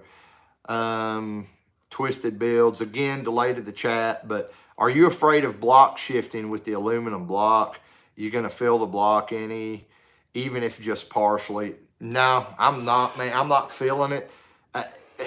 The things that I've read, I don't know. I mean, I've never done this before, but from what I'm reading, especially on like a lot of the boosted forums and the boosted Facebook groups, like, they're saying the filled blocks are having more problems than the unfilled blocks with these Gen 4 aluminum blocks. So I don't know what to do. Like I said, I'm looking for, I would like to make 1,200 wheel horsepower once I build that engine. I would like to, if I had the money, I would just take it to a machine shop and have it sleeved, like have some dart and sleeves put in it. And we could just go big cube then. We can build a damn 427 out of it and go even bigger with the turbos. I'd love to do that. I don't have that kind of money, though. Plus, I don't have a machine shop here in Knoxville that I have faith in. I've used a couple over the years. I hardly ever use a machine shop. You guys know I usually just slop the shit together and throw it in like everybody else does. But I've not found a reputable machine shop near me that I would even trust to do sleeves in this thing, even if they cut me a deal. I mean, I don't know. It's like most of the machine shops around here seem to do pretty good with small block Chevy, small block Ford, that type of stuff. But you give them an LS and they look at you like you're a fucking alien. And when you take your engine to a machine shop and they give you that look, put the engine right back in your truck because you already know they're going to fuck it up.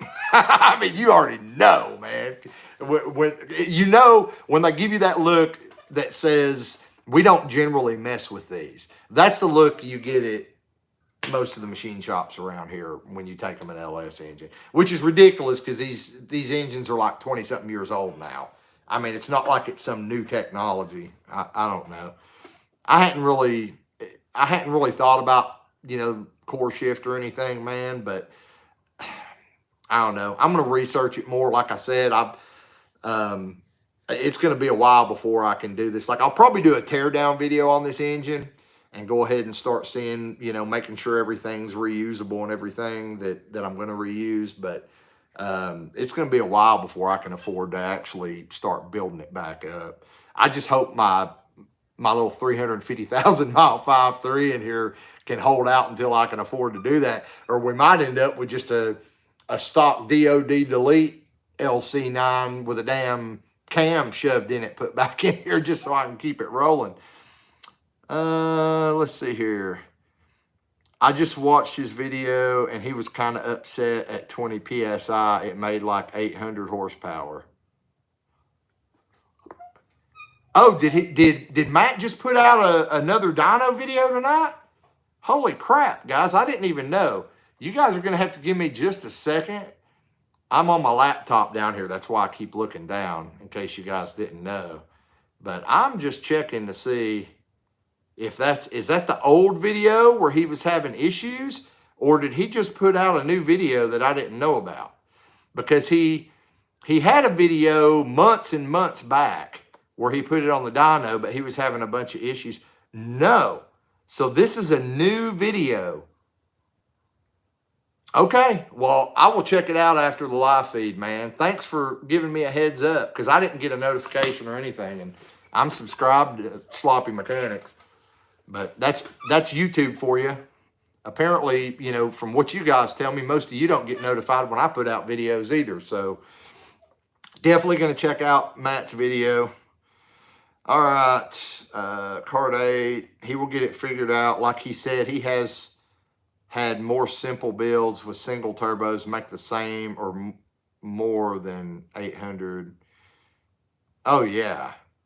Well, I mean, Matt's, he's pushed over 1,000 horsepower a couple times. As far as I know, this is his first twin turbo build, though. He's always just done singles just for budget reasons, which makes sense because, I mean, the only reason I went with twins on Chaos Theory, if you guys remember, is because I just wanted to do something I hadn't done before, guys. And that's probably the only reason Matt did it on his, his new Mustang, is because it looks more symmetrical.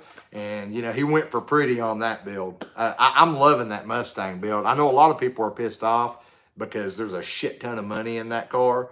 I'm happy for him. I mean, the way I look at it, if you've got the money to spend it. Everybody gets tired of messing with junk eventually, guys. I've been messing with junk my whole life just because I had to. I mean, I've said it before. I'll say it again. I grew up poor as shit. You know what I mean? I learned to work on cars because I had to, because I couldn't afford to pay somebody to do it. And I had, I like to go fast. So I learned to hot rod and cut corners and, do what I had to have fun. But there comes a point when you get tired of just replacing engines every couple months, you know what I mean? And you want to build something that's going to last. And I think that's what Matt's doing with this new Mustang. He's making him a really nice build. He's got the sponsors behind him now. He's got, he's met a lot of people in the industry that can help him out with the build, and more power to him, man. I mean, let him build something nice. Hopefully nobody that's on this feed is one of the people who's giving him shit about it. But yeah, if somebody wants to build something nice, let them build something nice, man. I mean, just because we're broke don't mean everybody's broke. I mean, I'm not really broke now, but I don't have the sponsors behind me or anything like that Matt does. But I would take it in a heartbeat. I mean, I ain't gonna lie about it. You know, if Holly come up and said, here, let me give you a Dominator. Fuck yeah, man, there'd be a Dominator on this damn thing right now. You know, I don't hate on nobody for, you know, having nice stuff and making good decisions. Let's see here. He'll get it for you. All right. Text me when you go back on Friday night to Knoxville. I'm looking for some rear tires. Can't find any traction on spray. So you did you finally put spray on the vet, Bobby? I know you were talking about it, man, because I was talking about I'd even like to help you do it. But I didn't know you'd already. God, man, I haven't talked to you in a while. Yeah, man, I'll text you next time we go to, you know, test and tune or whatever. Chris Chavez, what's up, Robert? It's been a while, brother. You look familiar, but I can't really see your picture. Not much, man. Just doing this live feed, trying to answer some questions the best I can. Cody says the rules for street cars are getting out of hand for sure. Every street car class except hard tire come in on trailers and with parachutes. Yeah, I know, right? That's what I made the joke. I was talking to what's his name, Eric Fott. I was talking to him on Facebook yesterday, and because he was saying people were saying his Cutlass wasn't a street car, and that's when all this came about, where I was talking about this race I was wanting to enter, and I'm like, yeah, apparently CC's a fucking pro mod or something. You know, I got a full interior, still got the factory heater, you know, like, other than the lift-off hood, this thing looks like a fucking street car, and it drives great, and, you know, we cruise it everywhere and shit.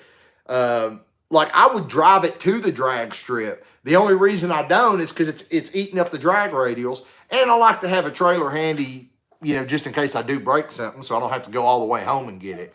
But, I mean, this is a fucking street car, guys. And you got guys coming in, you know, they're going to come in, like Bobby said, they're going to come in with parachutes on a fucking trailer, but, you know, they've got power steering, and they've got overdrive, and, you know, somehow they've got fucking AC, so it's a street car, right? I don't know. Yeah, shit's getting dumb, man. It's getting out of hand. It's getting really stupid. Let's see. Phil says that sounds like a modern muscle type of thing. Yeah, that's what I was saying, man. It's a modern muscle class is what it is. It's not a street car class. It's a modern muscle class, because that sounds like that's all they want in it. You know, they want a bunch of, you know, late model Mustangs, Camaros, and Corvettes, and maybe Challengers or something, because that's what seems like fits in that class. That's fine. They can have it. I won't be there. That makes no sense. They're trying to do and keeping it named True Street. Yeah, it doesn't make sense. SRC was entering the Falcon into the Gangster Street class, and it's supposed to be a street car class. Yeah. Now, don't get me wrong, man. This isn't everywhere. This is just at, you know, a local track that's doing this. Like, if I look at events in other states and stuff, they're pretty much right in line with, you know, True Street rules. This is, I don't know why these guys aren't. Let's see here. Bobby says, Highway Hero class at Knoxville averages 590s to 610s in the 8th. Better be fast for that street class. And that's Chaos Theory territory. I would be down with that. Like, Highway Hero, I've got to look that up and see if I can fit in that freaking class, because that's right where Chaos Theory is, Bobby. I don't know if you watched the last video, but that's where we were at. You know, we were running 6.1s at 118 miles an hour, and it's still got plenty left in it. Like, that was with me banging rev limiters and fucking only on like 16 pounds of boost and a super slow boost ramp, because I've got small fucking, you know, 2610 tires on the back that wouldn't hook. And, you know, we were running, you know, 6.1s at 118. I'm just telling you guys, I get some suspension going on here. and go up to a 28-10-5 tire and start turning the boost up some more, I got no doubt this car's got mid fives in it. But that's probably all it's got in it. You know, I might be able to play and tweak, but I don't think it's going faster than 550s. I don't know. I could be wrong. I don't know where these turbos are gonna give up on me. But let's see here. I haven't been getting any notifications from your channel. This is the first time I've seen you on here in a while. Yeah, that's what I'm saying, Chris. Like, I've not been getting notifications for any of the channels I'm subscribed to. And I've got my notifications turned on because, I mean, I like to watch YouTube too, guys. I've got just a few channels that I really enjoy watching, and they're not all car channels. But I don't get notifications for any of them. I don't freaking understand it. I don't know what the hell YouTube's doing. It's almost like they don't want you to, to watch them anymore or something. I don't know. Any plans on bumping up to a 6.0 at some point? No, I kind of covered that earlier, man. We've got this aluminum 5.3 over here, this Gen 4, and we're either going to build a forged rod and piston 5.3, and that's going to be our end game motor. Like, that's the engine we're going to build and hope that it stays together for a long, long time. We're either going to do that or we're going to stroke it and it'll be like a 5.9 liter. Or it may actually be a 6.0. It'll just be a 4-inch stroke 6.0, with forged crank and everything. Still deciding on that. If we keep the stock crank and just do rods and pistons, then we're gonna have to convert over to 58X too. Yeah, there's a bunch to that. But no, I don't plan on putting an actual 6-liter, like a LQ4 or LY6 or anything. I don't plan on doing that. Once we go to this aluminum block 5.3, we're sticking with aluminum block because that's gonna drop about 80 pounds off the nose of the car. And honestly, LC9s, I know some of you are gonna argue with me, but the fact of the matter is I just fucking bought one for $300. It's sitting right over there. Whole long block. It's got 243 heads on it, whole 9 yards. That's core price, guys. Like at a dealer or whatever, like that's what they get for a LC9 core. So usually you can buy these these LC9, these aluminum block Gen 4 5.3s for $300. If you find somebody that's just selling them for core, that they've had DOD failure, which that's what's wrong with this one. It's got a collapsed lifter in it, a DOD failure. So the guy replaced the motor in his truck with a crate motor, and they were going to give him $300 for the core, and being a good dude, he decided to list it on Marketplace instead because he's like, somebody will use this engine. I'm not going to sell it for a core when somebody can use it for, and that's what he did. He charged me core price, $300.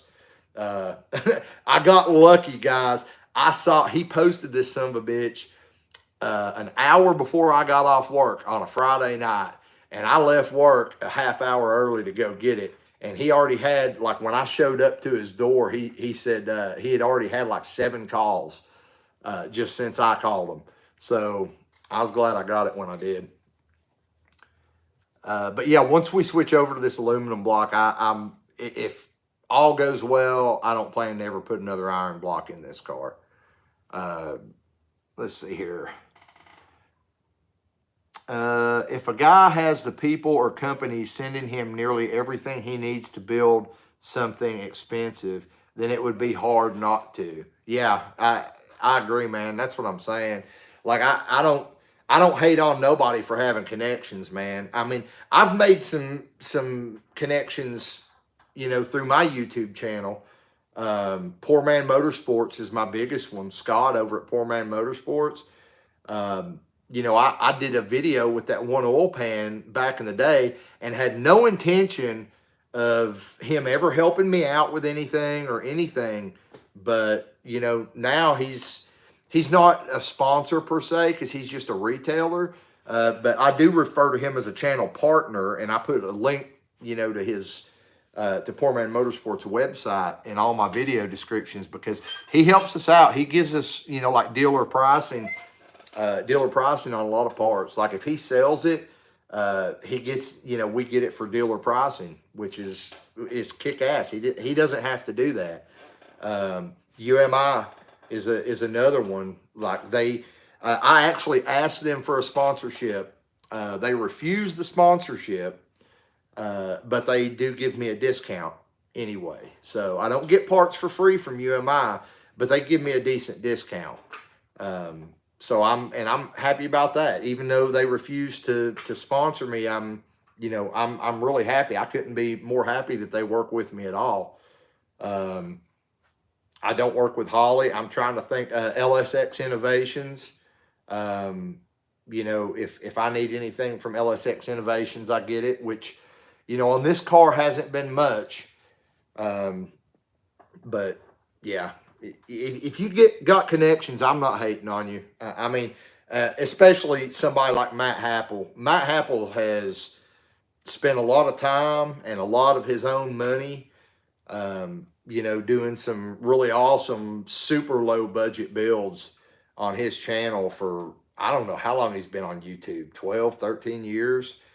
He's helped a lot of people out. He's helped me out directly and indirectly just through his videos. So he deserves it. If anybody deserves to, you know, get sponsorships and get stuff, you know, given to him for free or at huge discounts, it's Matt Happel, the way I see it. And you know, he's been doing that budget LS build game for so long, and he's helped so many people. He deserves it, guys. So, you know, if anybody's knocking him, you know, because he decided he's going to build this really nice Mustang, really nice, expensive Mustang build, they can just eat shit as far as I'm concerned, because, again, he deserves it. I can't think of many people who deserve it as much as him for all the people he's helped. Let's see. We talked a while back. And I told you that I had a brain aneurysm. We were talking about you getting back in CC, and I told you I had a third gen with a 5.3 on nitrous and want to switch. I remember you now. Man, how'd that work out? I mean, are you still doing good with that? I remember having that conversation. I don't remember all the details, but I do remember talking to you now. Yeah, that's back when I was getting kind of emotional, because that's back when I was worried about not being able to race, you know, not being able to drive the car because I was worried about my vertigo. And that's still a possibility, guys. I mean, I never know when it's going to hit. Hell, sometimes I'll be standing in the shower just washing and I'll just get dizzy. And I've about fell out of my shower a couple times. A little personal information for you there, because I never know when it's going to hit. Sometimes it hits while I'm driving. I'm just hoping, like really hoping, that the vertigo never affects me while I'm doing like 130 mile an hour. Because that would suck.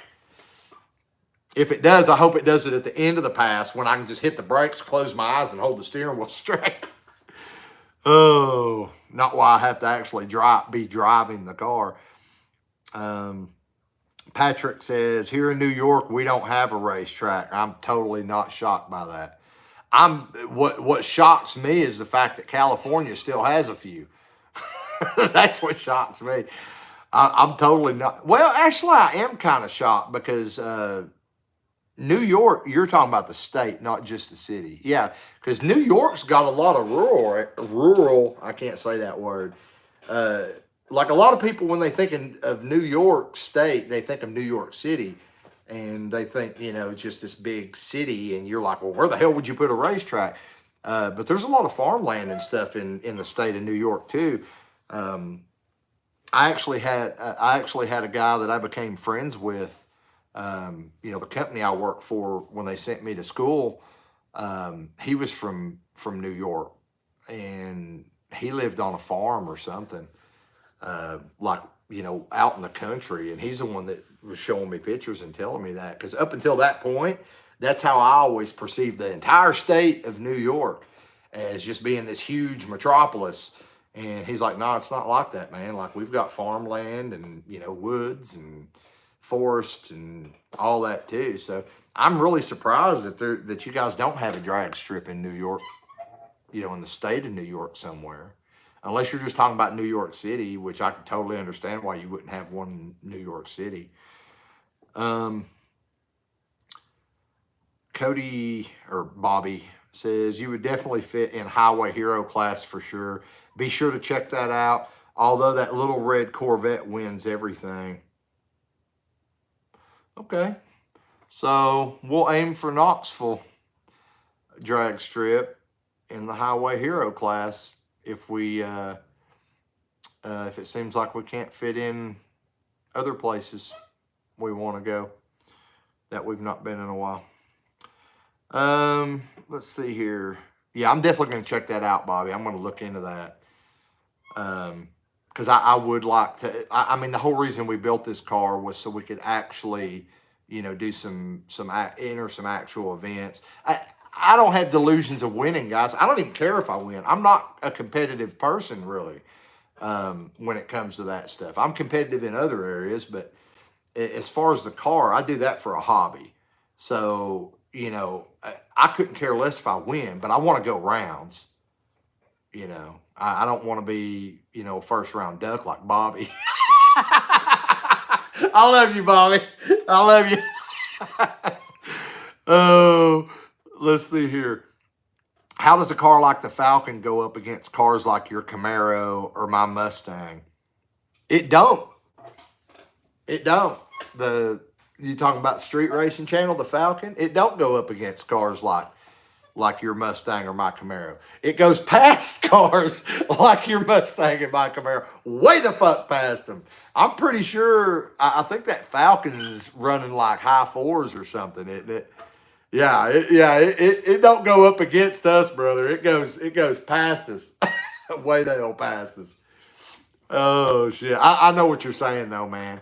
I totally get what you're saying on that. But there's a flip side to that too. And the flip side is, there are street cars that fit streetcar class rules, like true street rules, that are fast as hell, man.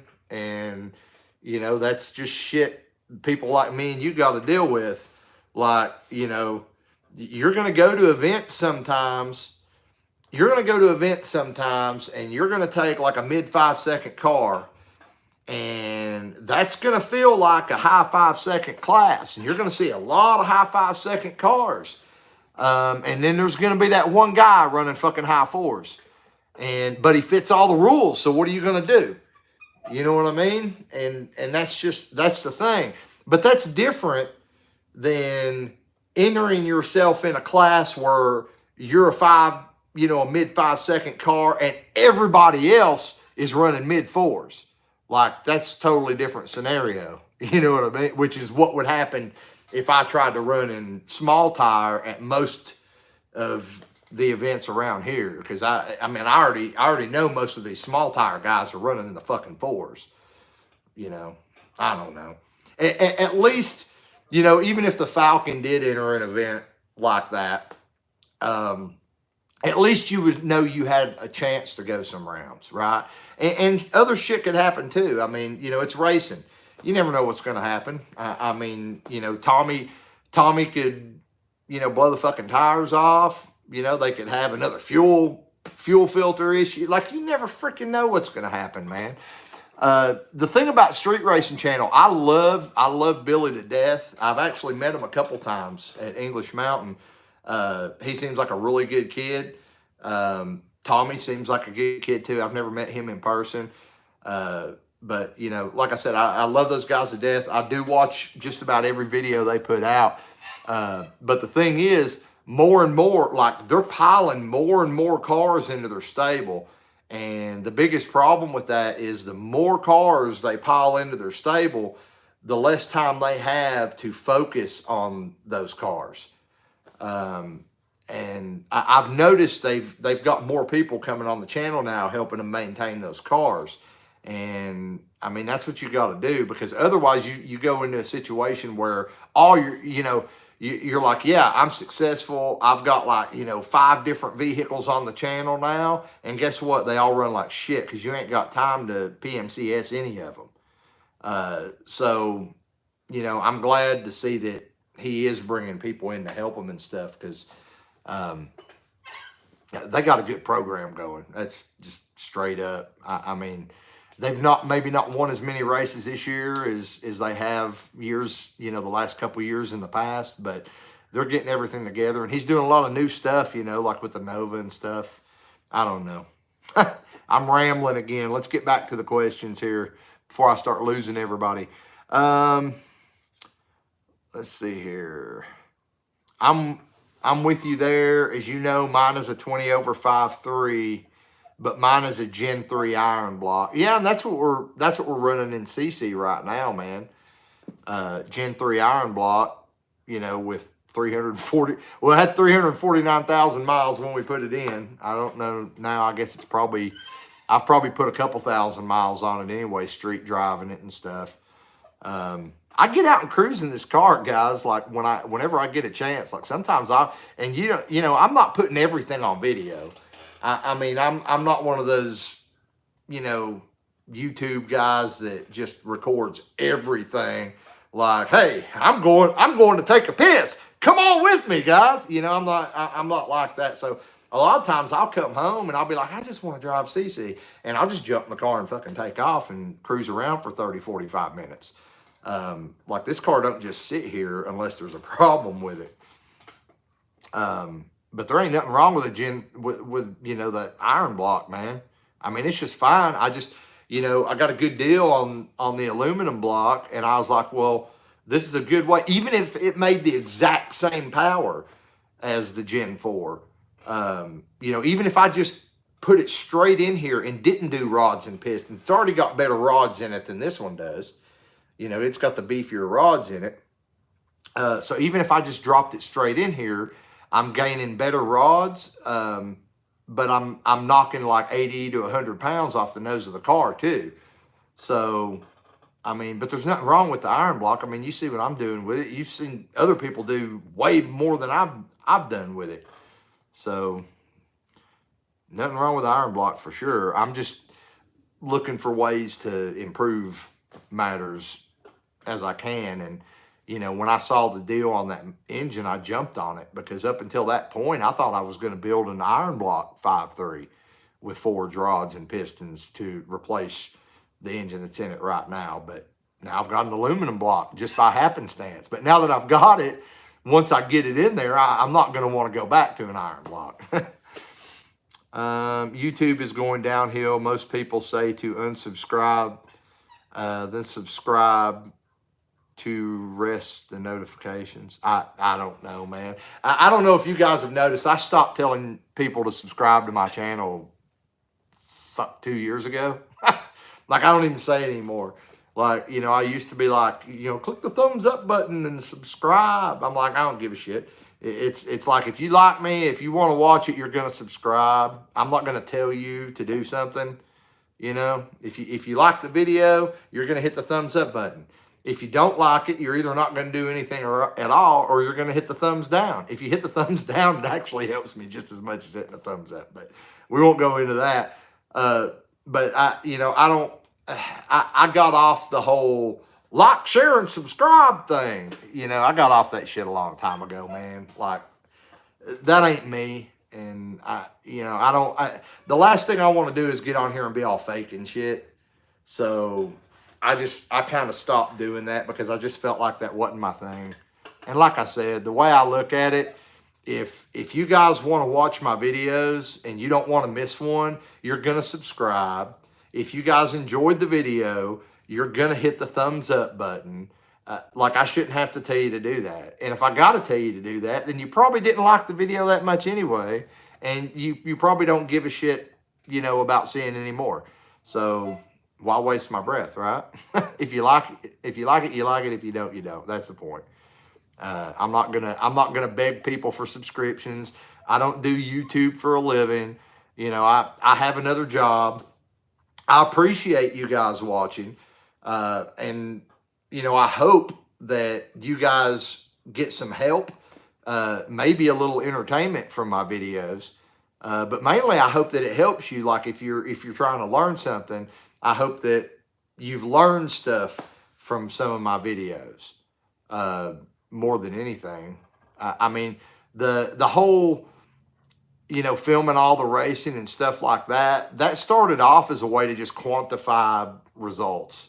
You know what I mean? It's not like I'm trying to, like, I'm not trying to be Cletus, you know, I'm not trying to entertain you. I'm just trying to show you what happens when you do what I do, if that makes sense. You know, so if you want to do something similar, you can do it. If you don't, you know, you can not do it. If, you know, if you just want to tell me to fuck off, you can tell me to fuck off. Like, I don't care. I really don't care. I mean, bottom line is, I'm not going to say I don't know any of you, but I mean, because there's a lot of people on here that I actually know personally. But, you know, bottom line is, for the most part, you know, I don't know you guys. You guys don't know me. I'm just some weird, you know, redneck sounding guy on freaking YouTube. But I'm hoping that I'm helping some of you. You know what I mean? And if I am, that's great, because that's why we started the channel, you know, 5 years ago, was to help people that, you know, maybe didn't have the money to do things the way other people were doing it, or just didn't have the knowledge to do things, you know. And that's why this channel is such a mix, you know. Like, you guys on the one hand, you'll see me building the twin turbo Camaro over here. And then, you know, in the next video, you might see me replacing a wheel bearing on a bone stock Avalanche or something. It's like, everything I do now, when it pertains to any of our vehicles, the first thing I think to myself before I do any kind of maintenance or anything is, I'm like, could somebody benefit from me filming this? You know what I mean? Like, and I tell you, the absolute, I feel the cheesiest when I'm doing like basic maintenance videos on cars and I film it. Like, that's when I feel just totally stupid and totally cheesy. But you know what? Those videos end up getting more views than the damn track day videos. You know, so apparently those videos are helping more people than the other videos. So, you know, like, I did a video on changing the oil in Tracy's Camaro, you know, her 2011 Camaro. I made that video, and it was simple, and I kind of joked my way through it. You know what I mean? Because I felt embarrassed that I was even making the video, right? Well, then there we are, 25,000 views later, and a bunch of, oh, thank you so much. You know, I'm a girl, and I never changed oil before in this video. You know, I get those kinds of comments, and I'm like, okay, well, now I don't feel so cheesy for doing it, because that video's helped 25,000 people, you know? So, I don't know. Again, I'm rambling, but, you know, just trying to make conversation, because the questions aren't exactly rolling in here. Let's see. Stock bottom end life is cheap. Stock bottom end till I die. Stock bottom end life is cheap unless you're really pushing it, because after you've swapped, you know, after you've swapped out like 4 or 5 stock bottom ends, you could have just put forging rods, pistons in it the first time, saved yourself a lot of drama, and been on the same motor that whole time, you know? So, I mean, there's different ways of looking at it. I mean, I ain't not going to stock bottom. There's some guys doing some crazy shit with some stock bottom end, like squirrel tuned. Damn, would he go like a 7 something in the 8th on a totally stock bottom end 4.8? I think he's doing like high 4s or something in the, or I mean, he was doing 7 something in the quarter, high 4s in the 8th on a totally stock bottom end 4.8. So, I mean, there's something to be said about that. But the fact of the matter is, most of us running, stock bottom end 5.3s and 4.8s, we're going to blow up a bunch of them shits. Like, if we're pushing them at all, we're going to blow them up because, I'm just going to speak for myself. Like, when it gets to a certain level, I don't know what the hell I'm doing. I really don't. Like, with the tune and stuff, like, I get up 22, 25 pounds of boost. I got no fucking clue, guys. Like, I'm winging that shit. Whenever you see that shit in one of my videos, I'm winging it. All right. I'm just hoping and praying, that I did something right and the Holly does the rest right. Oh, so like it can go either way. Like at some point, it becomes cheaper to just build a really solid engine, that you don't have to worry about. Or as you get older and maybe you don't feel like being, pulling an engine every couple months to put another junkyard motor in, at that point, how much is it worth to you when you, I'm using myself as an example, when you got a bad hip that was supposed to be replaced a year ago, you got 2 damaged vertebrae in your neck, your shoulder's jacked up, you got a bad knee, you got a bad ankle,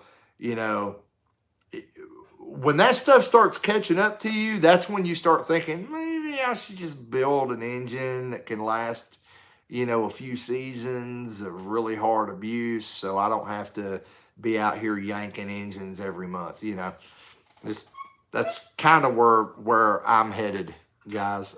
I'm beat the hell up. So let's see.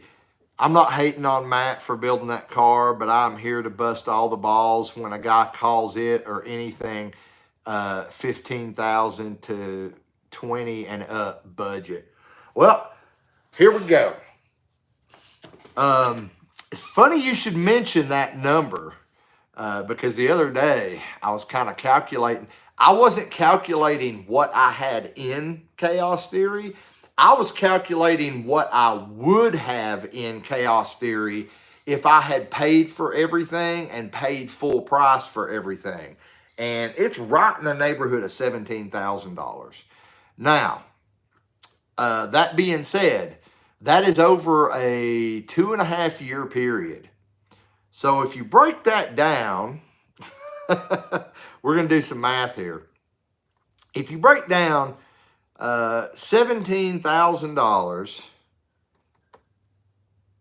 and I just want to say almost half of that is just the rear end, the transmission, and the drive shaft. I mean, that was a pretty big, well, not half, probably a third is just the rear end, transmission, and drive shaft. But $17,000, let's just say over a 2 year period, right? So we divide that by 24 months. That's $708 a month. So, I mean, that's kind of a heavy investment. I don't know what your car payment is or your house payment is. My house payment is like right at $1,000 a month for my house payment. And my house is small, guys. Like, I got a small house. So, I mean, that's a pretty heavy investment. Now, I would never have spent that kind of money on a car I didn't intend to keep. I want to say that, first of all, where I figure out where I'm going with this. A car I plan to keep forever, and I said that from the beginning on this build, I don't mind spending money on, because this is going to be my last 3rd gen Camaro. I've owned 7 of them. I've regretted selling almost every damn one of them. And I said when I bought this car, I said it on video, this will be the last one I ever own. This car's never going anywhere. Other cars on the channel might come and go. This bitch right here is a mainstay. Chaos Theory is never going anywhere unless it gets totaled. And if it gets totaled, I'm probably going to be gone with it. So I don't mind spending that much money on a car that I know I'm going to keep forever. Most people that do like really extremely low budget builds, they don't keep that shit. And that's been true with me too. Like, you slop something together, you have fun with it. A year, 2, 3 years later, you sell that shit and you buy something else to slop together. That's been the story of my life pretty much. This is the first car that I've ever bought with the full intention to never get rid of it. So now I want to say this too. Budget is a relative term. Budget build is a really relative term. You've got guys out here that are running $65,000 engines, guys. Like they've got $65,000 in the engine, just the fucking engine. Okay, to a guy like that, a $15,000 build is a piece of shit.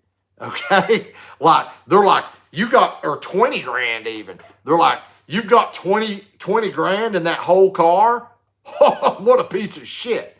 Okay, so guys like you or me that are used to throwing $300 junkyard motors in shit and building harnesses ourselves and, you know, slopping shit together, we look at a $20,000 bill and we're like, that's a lot of money. Like I just did. I was like, 17,000 and over a 2-year period, that's $700 a month. That's a lot of fucking money, right? To that guy, it's a piece of shit. Like that ain't shit. He just dropped 3 times that much money on just the engine for his car. So I tell people that all the time, you know, like a budget, but everybody's budget ain't the same. Budget build is a relative term. What you might consider a budget build and what, you know, Elon Musk would consider a budget build are 2 totally different things.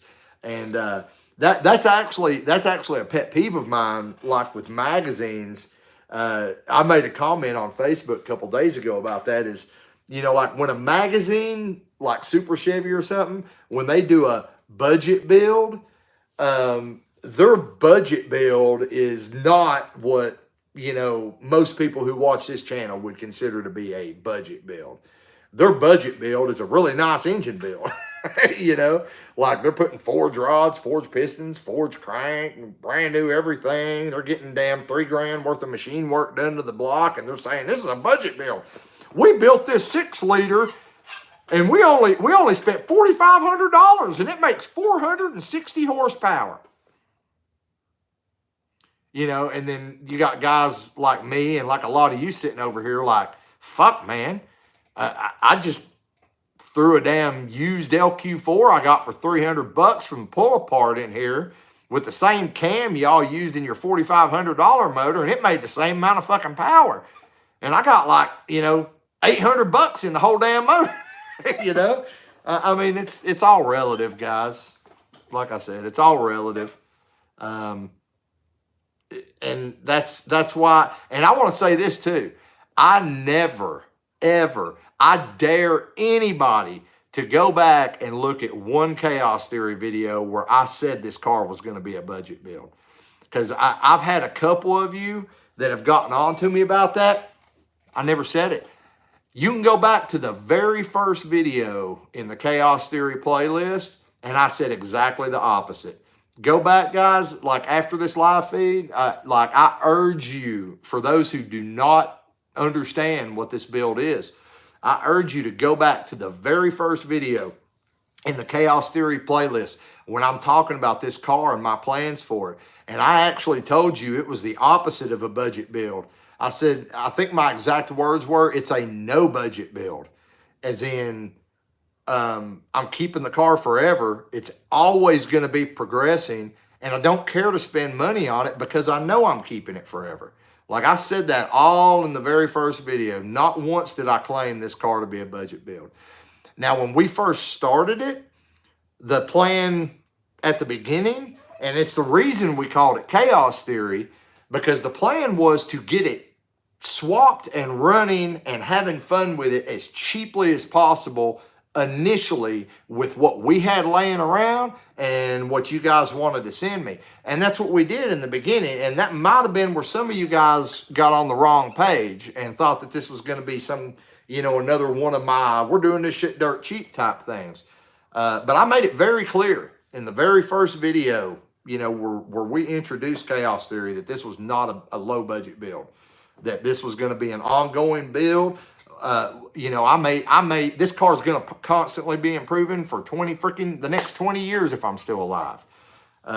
So to say it's, you know, to try to put any kind of budget on a car that I know is going to be evolving with me for the rest of my damn life, I mean, there's no way I could even do that. I couldn't even start to do that. It'll never end. The car will never be finished. But the way we build it to where we could play with it always, like that was the whole plan. We put a dirt cheap engine in it. We put a transmission we had laying around in it. And, we got it running. We took it to the drag strip. Like this car, the most downtime this car has ever had is because we've waited on parts. This car has never been down for longer than like a month for any other reason than because a manufacturer or, a retailer didn't send us the damn parts on time. Or, if we like the transmission case, well, yeah, back to what I said earlier about, buying a transmission instead of building it. That's why we did that, because we didn't want downtime. That's why we didn't put a cam in this engine before we swapped it in, because we didn't have a cam. We didn't have the money for a cam, but we had an engine that we knew would run. We had a transmission. We knew the drive shaft would fit with said transmission. So we threw it all together. We got it running. We had fun with it. Guys, I cannot leave a car sitting here, for more than a month. If a car is sitting in my driveway for a month or more and it's not running and I'm not enjoying that car, I lose interest in it fast. And that's why I prefer to build things in stages. Like I can't even tell you how many projects I've seen on Marketplace and stuff, and people are selling them just because, they were buying parts and the car had been sitting for years while they were trying to gather parts because they wanted to do this awesome build. Fuck that, man. Get the damn thing running. You know what I mean? Like, throw the motor in it. That's what we did with CC. Go back and watch the videos, okay? We threw a bone stock 350,000 mile 5.3 in this bitch. Bone stock, no cam, no nothing. We took it to the drag strip. We had fun. I had several nitrous kits, actually. I've always got nitrous kits laying around. But we threw a nitrous kit on it. Still, bone stock 5.3. Took it to the track, played around with it. Then we threw a cam in it. The engine was already in the car before we threw the cam in it. We had already took it to the track multiple times, threw the cam in it, had fun with that. Then we started jetting the nitrous up. At no point did this car sit long enough for me to get bored or regret, the build. That's the point. And that's how my head works. And, that's how I stay motivated, guys. I can't be motivated if I've got a pile of parts and a car sitting here with no engine in it. I can't stay motivated. And apparently, a lot of other people can't either, or there wouldn't be so many unfinished projects on sale on fucking Marketplace, right? So it's because, those people have the same mindset I do. They can't stay focused on a car that's not running. Okay, well then go to my mindset of just getting it damn running. Then you don't lose, then you don't get bored with it because you're out playing with it while you're waiting on the next part to put on it. I mean, that's how I do things, guys. I got to keep myself motivated. And I keep myself motivated by not having a car sitting here that don't run and making excuses about how, well, I'm just going to wait. I really want to put the cam in before I put the engine in, but I don't have the money for the cam right now. So I guess the car will just sit here for 4 more fucking months. I mean, I can't operate like that. If I try to, the car's getting sold because I'm going to get bored with it. And it's going to be in my way, and I'm going to be pushing it around to get it out of my way. It's, just get the damn car running, guys. That's my motto. Stunaholics just got here. Do you plan on putting a tubular front end on the 3rd gen? Yes, eventually. I hit on that a little bit earlier. Eventually, Brad and I will probably do one of the Rock Solid Motorsports tubular fronts on it one day. I don't know how big a hurry I am to do that. Their whole family also signed my helmet. That's pretty freaking cool. Chris says, I've met everybody from SRC at my home track here in North Carolina and seen and hung out with them a few times at Dig or Die in Rockingham. Yeah, man, Well, I mean, I've met Billy. I've met Bill Senior. Um, I've met oh Lord, Molly. I met Molly. Um, I've seen Billy's mom, but I never actually have spoke to her or anything. I've never met Tommy or anybody else, but Billy, Bill Senior, and Molly, I've met and talked to all them at English Mountain. Billy, I've talked to at English Mountain a couple times. Let's see here. You got to give away cars to get subs these days. I know, right, Bobby? Um, Guys, I've actually got some stuff I was wanting to do giveaways with, but there's some logistic issues, and it's nothing big. It's just little piddly stuff. But I thought it'd be cool to do some giveaways. But I just don't. I'm not sure how to approach it yet. More on that, in the future. Let's see here. I've learned more. I've learned more from this channel about LS engines and how to set up a turbo in my 3rd gen Camaro than any channel I've watched. I'm glad, Chris. I love hearing that, man. I freaking love hearing that. I really do. Whenever somebody tells me, hey man, you helped me with this, or I learned this, and or man, I'm so glad you made this video. That's the shit I like seeing, man. Well, that and the opposite. I also love the guys that get on there and in the comments and try to be dickheads. Those I actually like those more, because those are the guys that they get in there and they make some smart ass comment or something, and then you bait them in by just fucking with them or being like, oh, thanks for watching, glad you enjoyed the video. No, get that well they didn't, because they just made a sarcastic comment. Then they come back and you just keep going back and forth with them, because what they don't realize is every time they come back to respond to you, they're making you more money. I had a guy probably a month ago, I think, that Murray Turbo Fox Body. I do the same thing with the yeah, brother. They don't even fucking know. That's the funniest shit, is people don't even realize it. I had a guy. I was just screwing with him. I went on with this guy for 2 days. I mean, the comment thread was like freaking 80 comments long. Guys, every time he came back and clicked on my video, he made me money.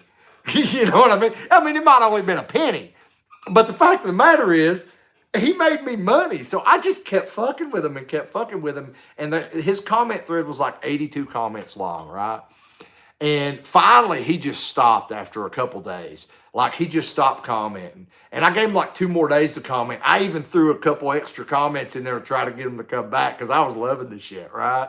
I mean, I don't know the fucker. It don't bother. I don't give a shit what your opinion is of me. You know what I mean? But if I can trick you into making me some money and getting my video pushed up in the rankings by getting a shit ton of comments on it, I'm gonna fucking do it. So, and that's just, that's your payment to me for being a dickhead. So anyway, that went on for like 2 days. And then when it was all said and done, like 2 days later, he hadn't ever responded. So I just deleted his whole fucking comment thread. So it's not like anybody else is ever going to see his dumbass shit he was typing anyway, man. But yeah, I love doing that. I love it. I love getting the messages from people who the videos actually help. And I really love fucking with the haters. That's my favorite thing to do throughout the day. It's the highlight of my day, actually, is when I get somebody on there that's just a complete dumbass and they're trying to be a smart ass. Yeah, love it. Gives me something to do all day, while I'm in between jobs. Let's see here. Where are we at? I think we're almost done, guys. Growth with Travis says, what are we building? I was just answering questions about chaos theory, because I kept having a bunch of people asking me individual questions. Most of them were the exact same questions, and I don't have time to spend 8 hours a day typing answers to the same questions for each individual person. so I figured I'd do a little live feed for a couple hours and try to answer questions. Unfortunately, it seems like most of those people didn't want an answer bad enough to get on the live feed, because we've only got like 21 people on here. The most we've had is 30 at one time. So let's see here. Car can't, message retracted. Murray's Turbo Fox body. I'm here late. Hi, Robert. Yeah, I saw you up on my phone earlier. I think I responded to you. Yeah, and you said I do the same thing with the comments. Sean Ramsey, what you doing directly? I'm sorry, brother. I don't understand. I don't understand what you're asking me. I mean, what I'm doing is just, what you're seeing here right now. We're just answering. It's supposed to be answering questions about chaos theory, but as with me, most of the time I get sidetracked and go off on tangents and, do the whole old man thing where I can't tell a story without going around in huge circles while I'm telling it. I watched your brake job video on the orange Camaro before I did the ones on my 2010 SS, and it helped a lot. I'm glad. And that was another one of those videos where I was like, should I even make this? But I don't know. It's like this, guys. Like, everybody's not mechanically inclined. I know you are. Ground Up Garage. I know you are. I've watched your videos and stuff, but everybody's not mechanically inclined. And so, and that's something I have trouble registering since I've been like working on my own cars my whole life is, sometimes I have trouble wrapping my head around the fact that there are people out there who've never changed their oil. There's people out there who don't even know how to change a freaking tire. So sometimes when I make a video that I think is, I don't want to sound arrogant, but I make a video that I think is beneath me, like, man, last week I was building a custom twin turbo kit. Like, how the hell can I go out there this week and make a video showing you how to change a fucking light bulb, right? I mean, that's what goes through my head. But what you got to think about is there are people out here that don't know how to change their freaking headlight. You know what I mean? So then I make that video not wanting to make it. And a couple months later, I look back and shit, it's got 40,000 views. Apparently there were 40-something thousand people who needed to know how to change that light bulb, right? So I don't know. It's something I've got to get my head around. Sometimes I think that if I make a video at that level after making videos at this level, that people are going to look at the channel and be like, oh, fuck this shit. But, it goes back to, I don't care. I mean, I'm not trying to be a dick, but like, I don't care how people perceive the channel because this isn't my job. Like, this channel's here to help people. So it's not really here for entertainment. I mean, apparently some of you guys are finding this live feed entertaining, which is good. But, for the most part, I created this channel years ago to help people. And whether it be showing you how to hook up a nitrous kit or showing you how to install a turn signal, right? I mean, either one is helping somebody. So, why should I think any little task is beneath me to make a video on? Because somebody somewhere needs to know how to do that.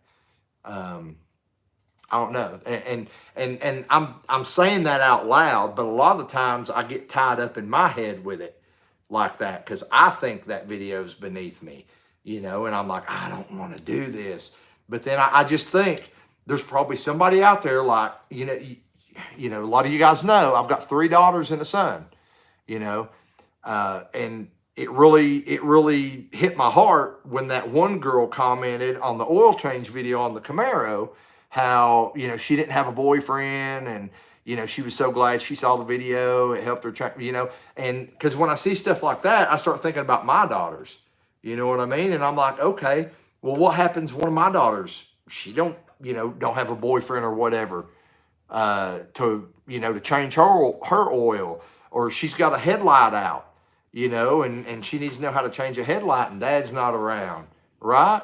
Which, hopefully there's a video to show her how to do what she's got to do, So, I mean, the point is, I'm telling you guys, no task should be beneath me, but sometimes I've got to break out from where I'm at and realize that myself, because a lot of stuff I do off video just because I think nobody's going to watch this, or somebody's going to watch this and they're going to think my channel's just, stupid, piddly bullshit. And, I shouldn't even care about that, because I know good and damn well that video is going to help somebody. It's going to help somebody's daughter. It's going to help somebody's son. It's going to help somebody's granddaughter. Somebody's going to be stranded. Some poor teenage girl or boy is going to be stranded in the fucking rain because their damn windshield wiper stopped working, and they're going to get on fucking YouTube or Google because they don't have anybody to call, because God forbid, maybe their parents are dead. You don't freaking know the circumstance, guys. They're going to get on Google and they're going to, my windshield wipers don't work. What do I do? And somewhere on YouTube, there's going to be a video that some guy made, and it's going to be like a 30-second video showing them where the fuse is for their fucking windshield wipers, and it's going to get them home that night. That's the shit you got to think about, or the shit that I got to think about when I'm making, videos that I think are cheesy or beneath me. Everything helps somebody. All right, let's get back here. I think we've actually got some comments come in while I've been babbling. Brandon Johnson says, just glad to see her back at the track and running well. Thank you, Brandon. Me too. Me too, man. We had, what was it? A month and a half. Once we figured out, once we rolled the Sprag, I think, in the Turbo 350, this car sat for 6 or 7 weeks. And it damn sure wasn't because of Dave at Wheels Up Racing, because he built my transmission and drove it down here from Illinois in 3 days. He had that transmission built and down and drove it, delivered it personally in 3 days. Craziest shit I've ever seen. I've never had customer service like that. So then because we thought we were going to go ahead and get a drive shaft and everything and get it in. PST, Performance Shaft Technologies in Florida, once I sent them the measurements, they built and had my drive shaft here in 2 days. They shipped that shit the next day after I sent them the measurements. So we had everything here, and you know what we were waiting on? Fucking Jags. Not even going to get into it. Just going to say I'm done with Jags after 25 years and tens of thousands of dollars spent with them. I'm never ordering another freaking thing from Jags. Let's see here. Carcamp, you always got to do it for the haters. Amen, brother.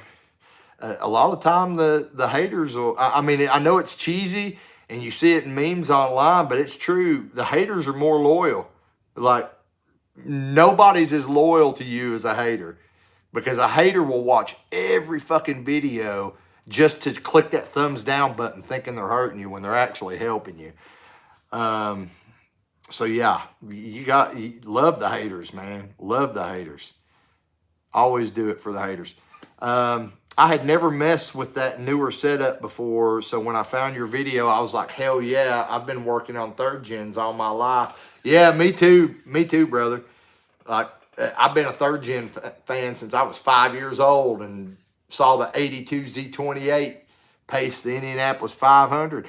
And funny story, in case I haven't told you guys, my very first 3rd gen Camaro was actually an 82 pace car that the previous owner had, it had body damage and shit, and the dumbass painted the car white. But it was a pace car edition. They just peeled all the decals off, did the body work, and painted the car cheap paint job white. but it still had the pace car interior and all that shit. Like, I bought that car when I was 16.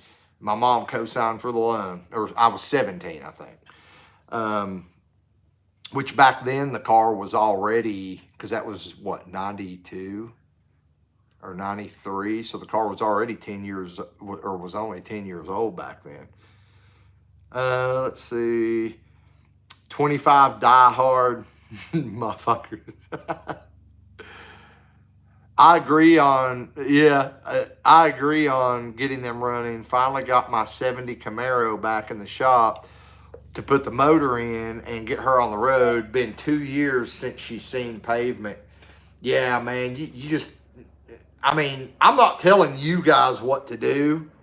I'm just telling you what I have to do to keep myself motivated. And a car sitting here with no engine in it, I'm going to lose motivation and interest really quick. That's what happened to the China Vet, guys.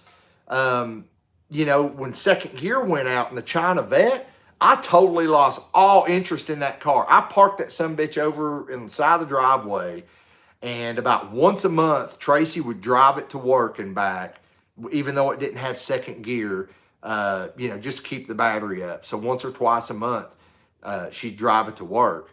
And then, what, a year that car limped with no second gear because I just totally lost interest in it. Even though I was still making payments, I'm still making payments on that car.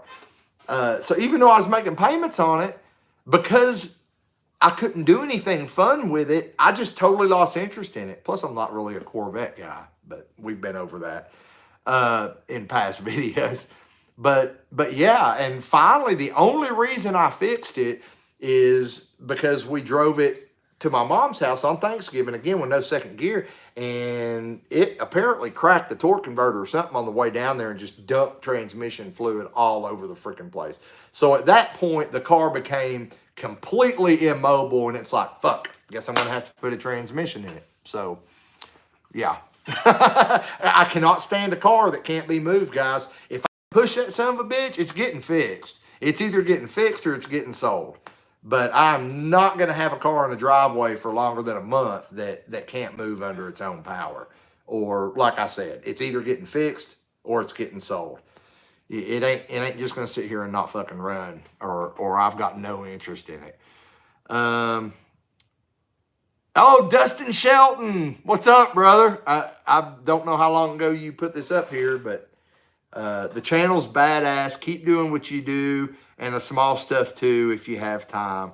Yeah, guys, Dustin Shelton is, I don't even know if he's on here anymore because I'm probably way behind on these comments. But Dustin Shelton is badass on two wheels, man. He is totally badass on two wheels. I met him, I think, just a couple years ago at English Mountain. And at the time, he had just bought a GSXR 600, and I don't think it even had a title. I think he bought it just for the sole purpose of, you know, starting to race motorcycles. And I watched him take that GSXR 600, and he was kicking leader bikes' asses, Hayabusa's asses on this little 600. And then he stepped up to, he called it Sixzilla, and now he stepped up to a leader bike, then he stepped up to a leader bike, GSXR 1000, that looked just like the 600, but it was, you know, a leader bike. And I think he called it Zilla 2.0 or something like that. Anyway, point is, he went from that original bike that he didn't pay hardly shit for, and he was kicking everybody's ass, not just at English Mountain. He was going to a bunch of other tracks too. And now he's got his own damn shop, his own motorcycle dyno, all within just a couple years. I mean, yeah, Dustin came up, man. I mean, he put in the work and he came up. He's a serious dude. And if you guys ever get a chance, well, for one, you should follow him on Facebook. And if you're into, you know, motorcycle, like drag racing bikes at all, you should definitely follow him on Facebook. If you ever get a chance and you see where he's going to be racing, I highly suggest you go, because He's all about that life. Like, he's way more hardcore than I've ever been. and he can ride the hell out of a bike too, man. He'll take it down. He don't care if it's on the back wheel doing 140 mile an hour. Like, he's still in the throttle. Like, he's just he hauls ass. That's the point. And it's really fun to watch because he knows how to handle that bike. Chris says, I remember all the way back to Steppenwolf, one badass truck. I missed that truck too. We learned a lot. Like, for those who don't know, Steppenwolf was the truck I had. It was a 74 step side Chevy that we swapped a 6-liter into like 10 years ago. And then like 5 years after that, I started this channel. So it was already swapped when I started this channel. That truck's the reason I started this channel though, because I was asking questions about LS swaps all the time on a forum called 67 through 72 ChevyTrucks.com or something like that. I don't even remember now, but I'd done a write-up on the whole swap process. It was my first swap 10 years ago, and I was having to answer so many questions. I finally just decided to make a couple videos. I had no intention of it turning into this full-blown YouTube channel. I was just trying to make a couple videos to answer some common questions I kept getting asked about my swap, and so that I could just post links to those to help people out. Again, that's how the whole channel got started, and then it just kind of took off from there. Like, I never would have imagined I'd have, what do I have now, like almost 27,000 subs. Never would have imagined, and that's not big by any stretch, but it's way bigger than I ever thought. You know, I thought at the most I might get 20 or 30 people watching my YouTube videos that I had put out back then, and here we are now at 27,000 or something. I don't know. But yeah, and Steppenwolf was my first turbo build that I ever did, and I did pretty much everything wrong. And I learned a lot, and I was able to apply everything I learned on that turbo build 5 years ago when we were doing chaos theory. So I basically, when we did chaos theory, basically I just said, everything that I fucked up on Steppenwolf, I'm just going to do completely opposite. And so far it's worked out great. Let's see here. Same Chris. I remember when it was NA, then turbo. Yeah, Murray, yeah, because Steppenwolf was NA for like 5 years. And then I put an old nitrous kit, an old ZX nitrous kit I had on it. And then we turboed it. Cody or Bobby, I got to install a speed sensor to separate the nitrous from the 2-step on a manual car with a wide open throttle switch. You ever done that? No, I hadn't. Honestly, Bobby, the only manual trans cars I ever installed nitrous on was like way back in the day, like on my buddy's 5.0 Mustangs and stuff.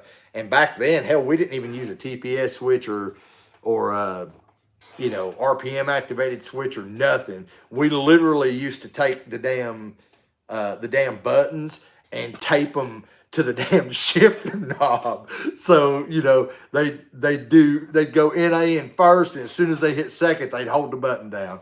Like, that was the whole routine back then, man. We were unsafe as fuck. But no, I've never messed with the speed sensor, but I understand what you're saying.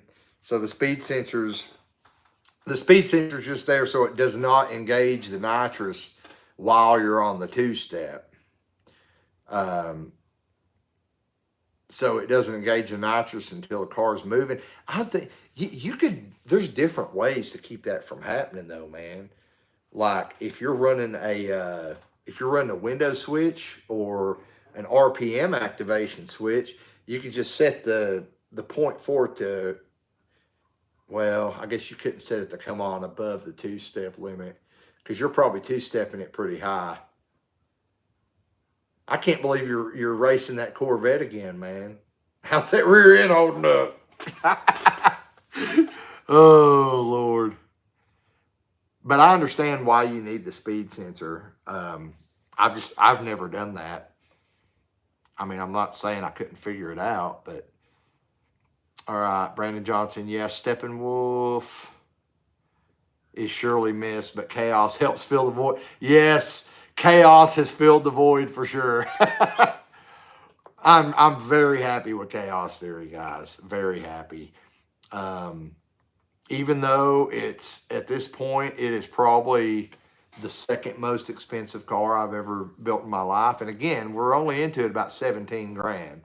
So, I mean, technically we're into this car just barely over what we paid for the China Vet when we bought the China Vet. So I'm kind of looking at it like this, Wayne. This thing's way faster than China Vet.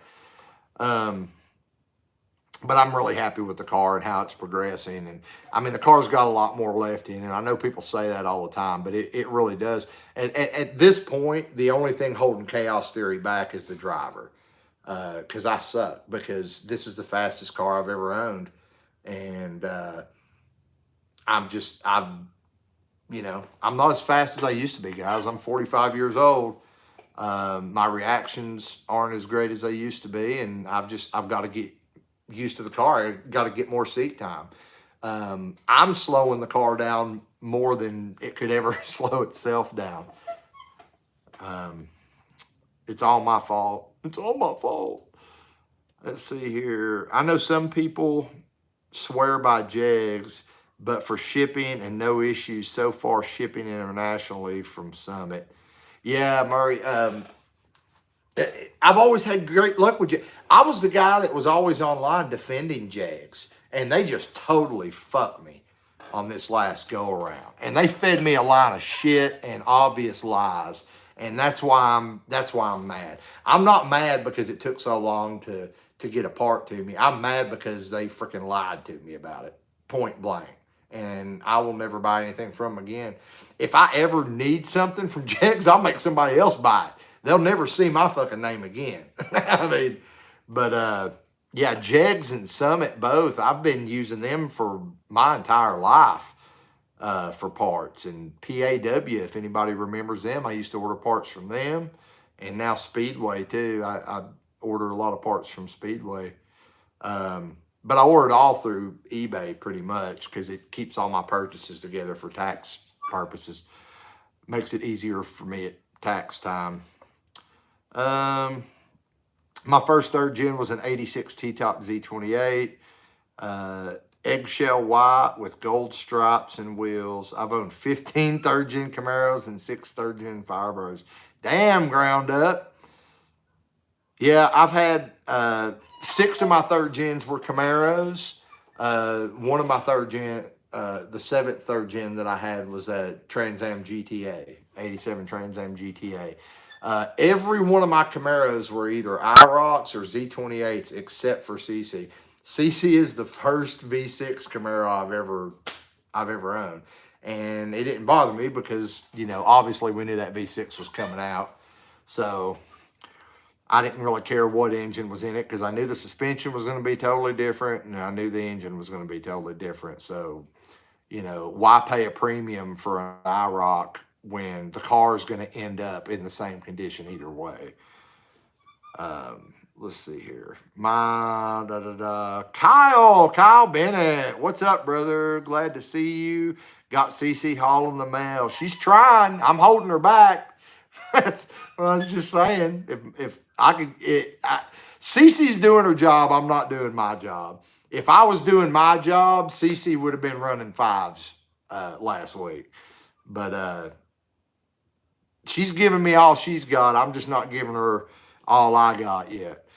Let's see, 91 LSX RS, nice. My first is a 91 RS I still have. That's cool. Almost sold it before the military, but ended up keeping it. We'll never sell it now. Yeah, don't. You'll regret it, man. You'll regret it. I regret every freaking one of my IROCs that I sold. I really regret the GTA, but the GTA was totaled twice. Once by my ex-wife, once by my brother. The ex-wife totaled it, and I paid the extra money to have it fixed when the insurance company wanted to total it. So I paid a couple thousand just to have it fixed. And then it wasn't 2 months later, my brother totaled it, and I just let it go at that point. But that was probably my favorite third gen, and it wasn't even a Camaro. It was just a GTA. But man, that car was beautiful. I've posted pictures of it before on Facebook and stuff and Instagram, I believe. But yeah, that car was just absolutely gorgeous. I love that car. I miss it so bad. If I ever got a hold of another GTA, I would probably kind of restore it as a really nice daily driver. It would get LS swapped, of course, but it wouldn't be nothing like CC. It'd probably just be a NA mild cam 5.3, just something that gets really good gas mileage and that I could just drive and enjoy every day. I'm holding on to that delusion that one day I'm going to get another GTA and it's going to end up being my daily driver, but it'll probably never happen. Let's see, Dustin, thanks, bro. I'm still here. Came in a little late. Damn, C10 is giving me problems. Been late nights in the shop for 2 weeks now. Dustin, man, I just want to tell you, I mean, I know, you know, I'm not shit, Dustin, but I'm proud as hell of you, man. Like the come up you've done in the last 2 years is just amazing to me. I wish I had the motivation to do what you did. I mean, to running, you know, your own motorcycle shop and dyno and everything just in 2 years like that. It amazes me. I don't know if I've ever told you that, but I know I've not seen you in a while either because I've not been at English Mountain or anything. But yeah, man, I'm proud as hell of you, bro. You're freaking badass for that. Not just for the way you handle the bikes, but the way you handle your business. I love it.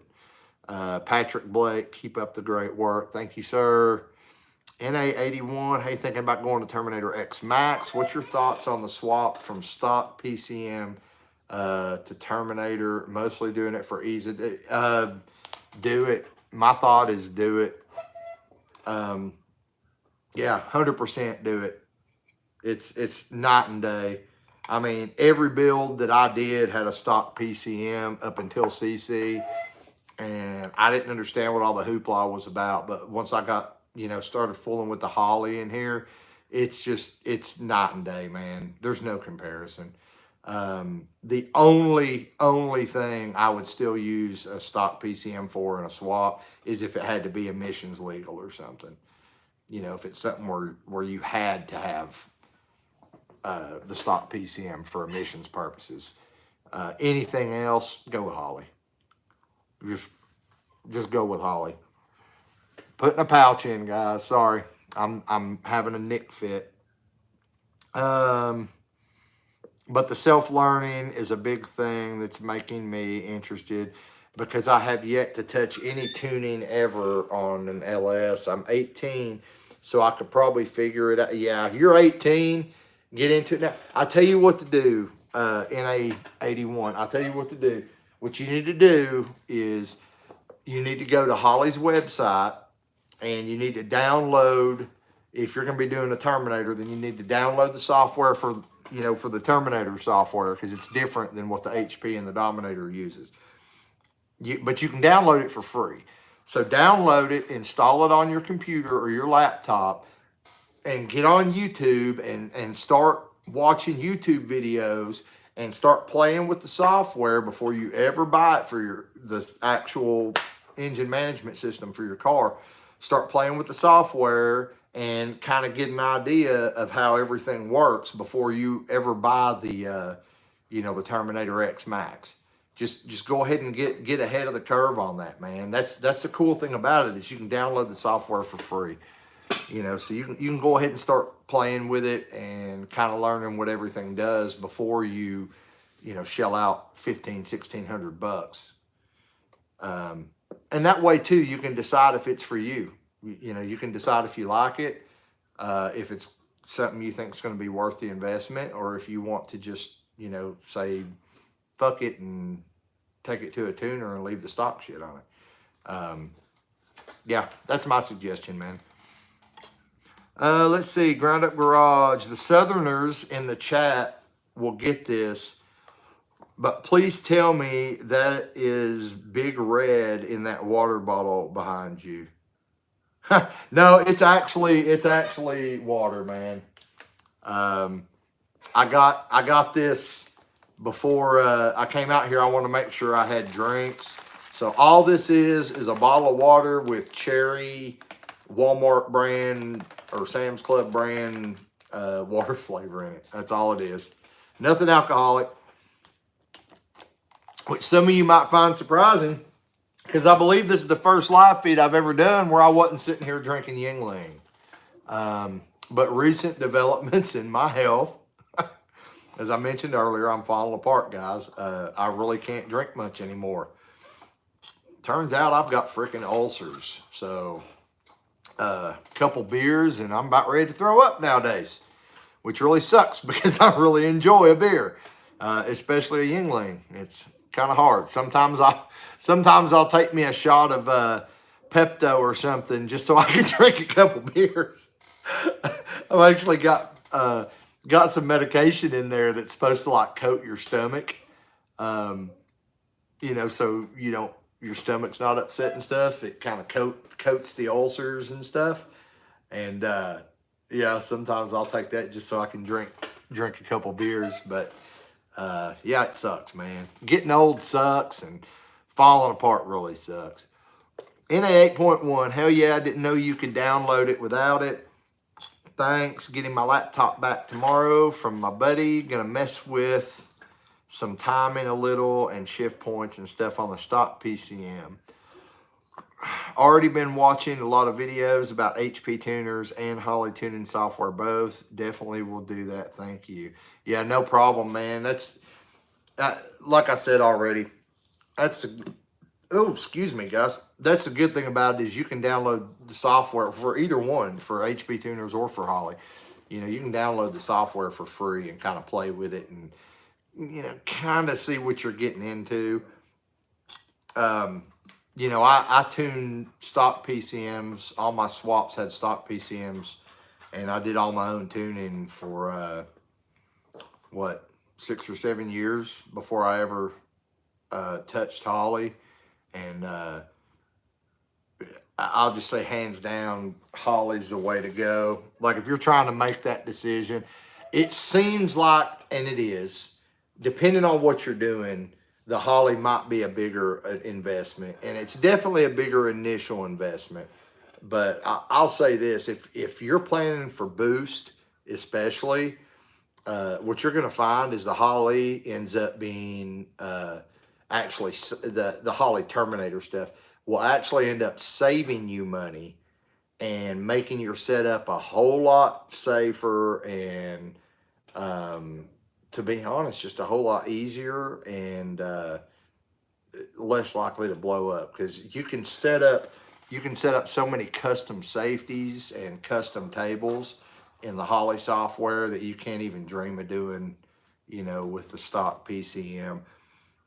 And then for boost, you know, the Holley's got all the boost control built in. If you're running nitrous, you know, it can do progressive nitrous control, and it's all in the same box. So it all works together. So like, you know, if you're using a stock PCM and then you go out and you get a progressive nitrous controller, but then you got to figure out what to do with your timing, with your stock PCM, and you've got to make everything work together. Or same thing if you're boosted and you want to run an electronic boost controller. So you have to go out and buy this $500 boost controller when you could have just had that shit built in with the Holley and work seamlessly together. Well, now you've got a separate boost controller. You're trying to, you know, make everything work together with your stock PC. It's just, the Holley is hands down the way to go, guys. Especially for, you know, power adders, forced induction of any kind.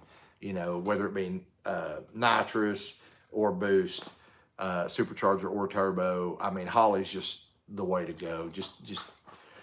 You're not going to hear me say this a lot, but, you know, people say all the time, just, you know, buy once, cry once.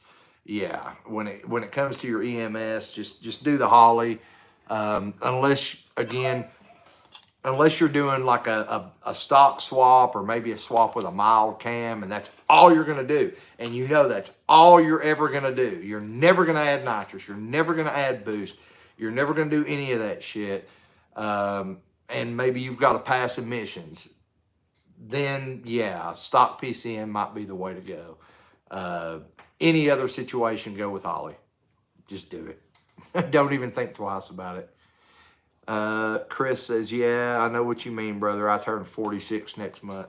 Yeah, man, I'm 45 going on like 70.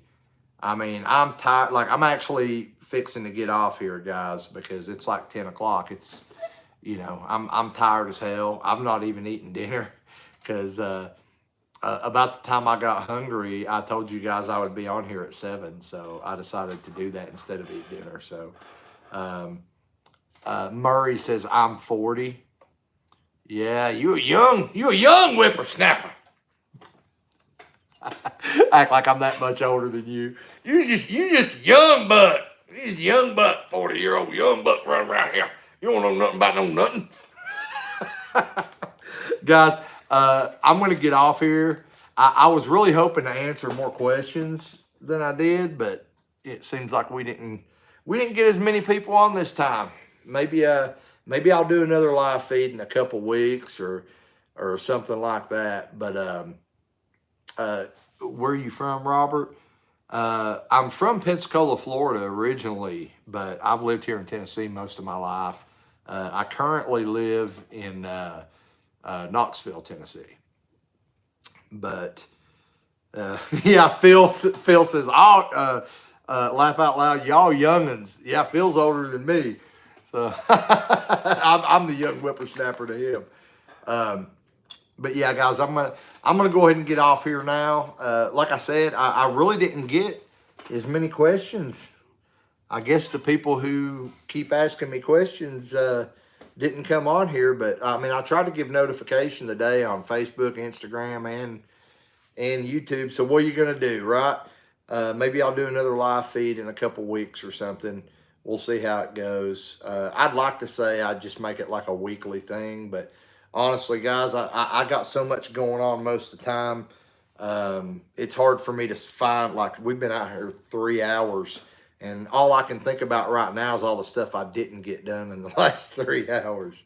But in case you missed it from the beginning of the video, oh crap, now it's slipping my mind. I think it's Randy from Lowbuck LS, Lowbuck LS YouTube channel, and he's actually got a group page on Facebook called Lowbuck LS that seems to be growing pretty good. He has started doing, like, I guess you'd call it podcast, like interview type stuff, and he contacted me a week or two ago and asked me if I'd be interested in doing that with him, and I am going to do it with him. I've got to find a time where it's good for me and it's going to be good for him too. So be looking out for that, guys. We'll do that little podcast thing. And I've watched some of his podcasts with some other people. Like he had the owner of PSI Harnesses on there the other day. And basically he just, you know, gets them on there and asks questions that people want to know or whatever. So I guess it's going to kind of be like an interview. I might meet some new people. But I'm hoping some of you guys will be on there too. Anyway, thanks for getting on here, guys. It's been great. Thanks for chatting with me. And I guess now it's 10 o'clock at night, so you can either go to bed or you can get out in the garage and get something done. And I'll see you next time here on Bad Luck Garage. How do I stop this thing now?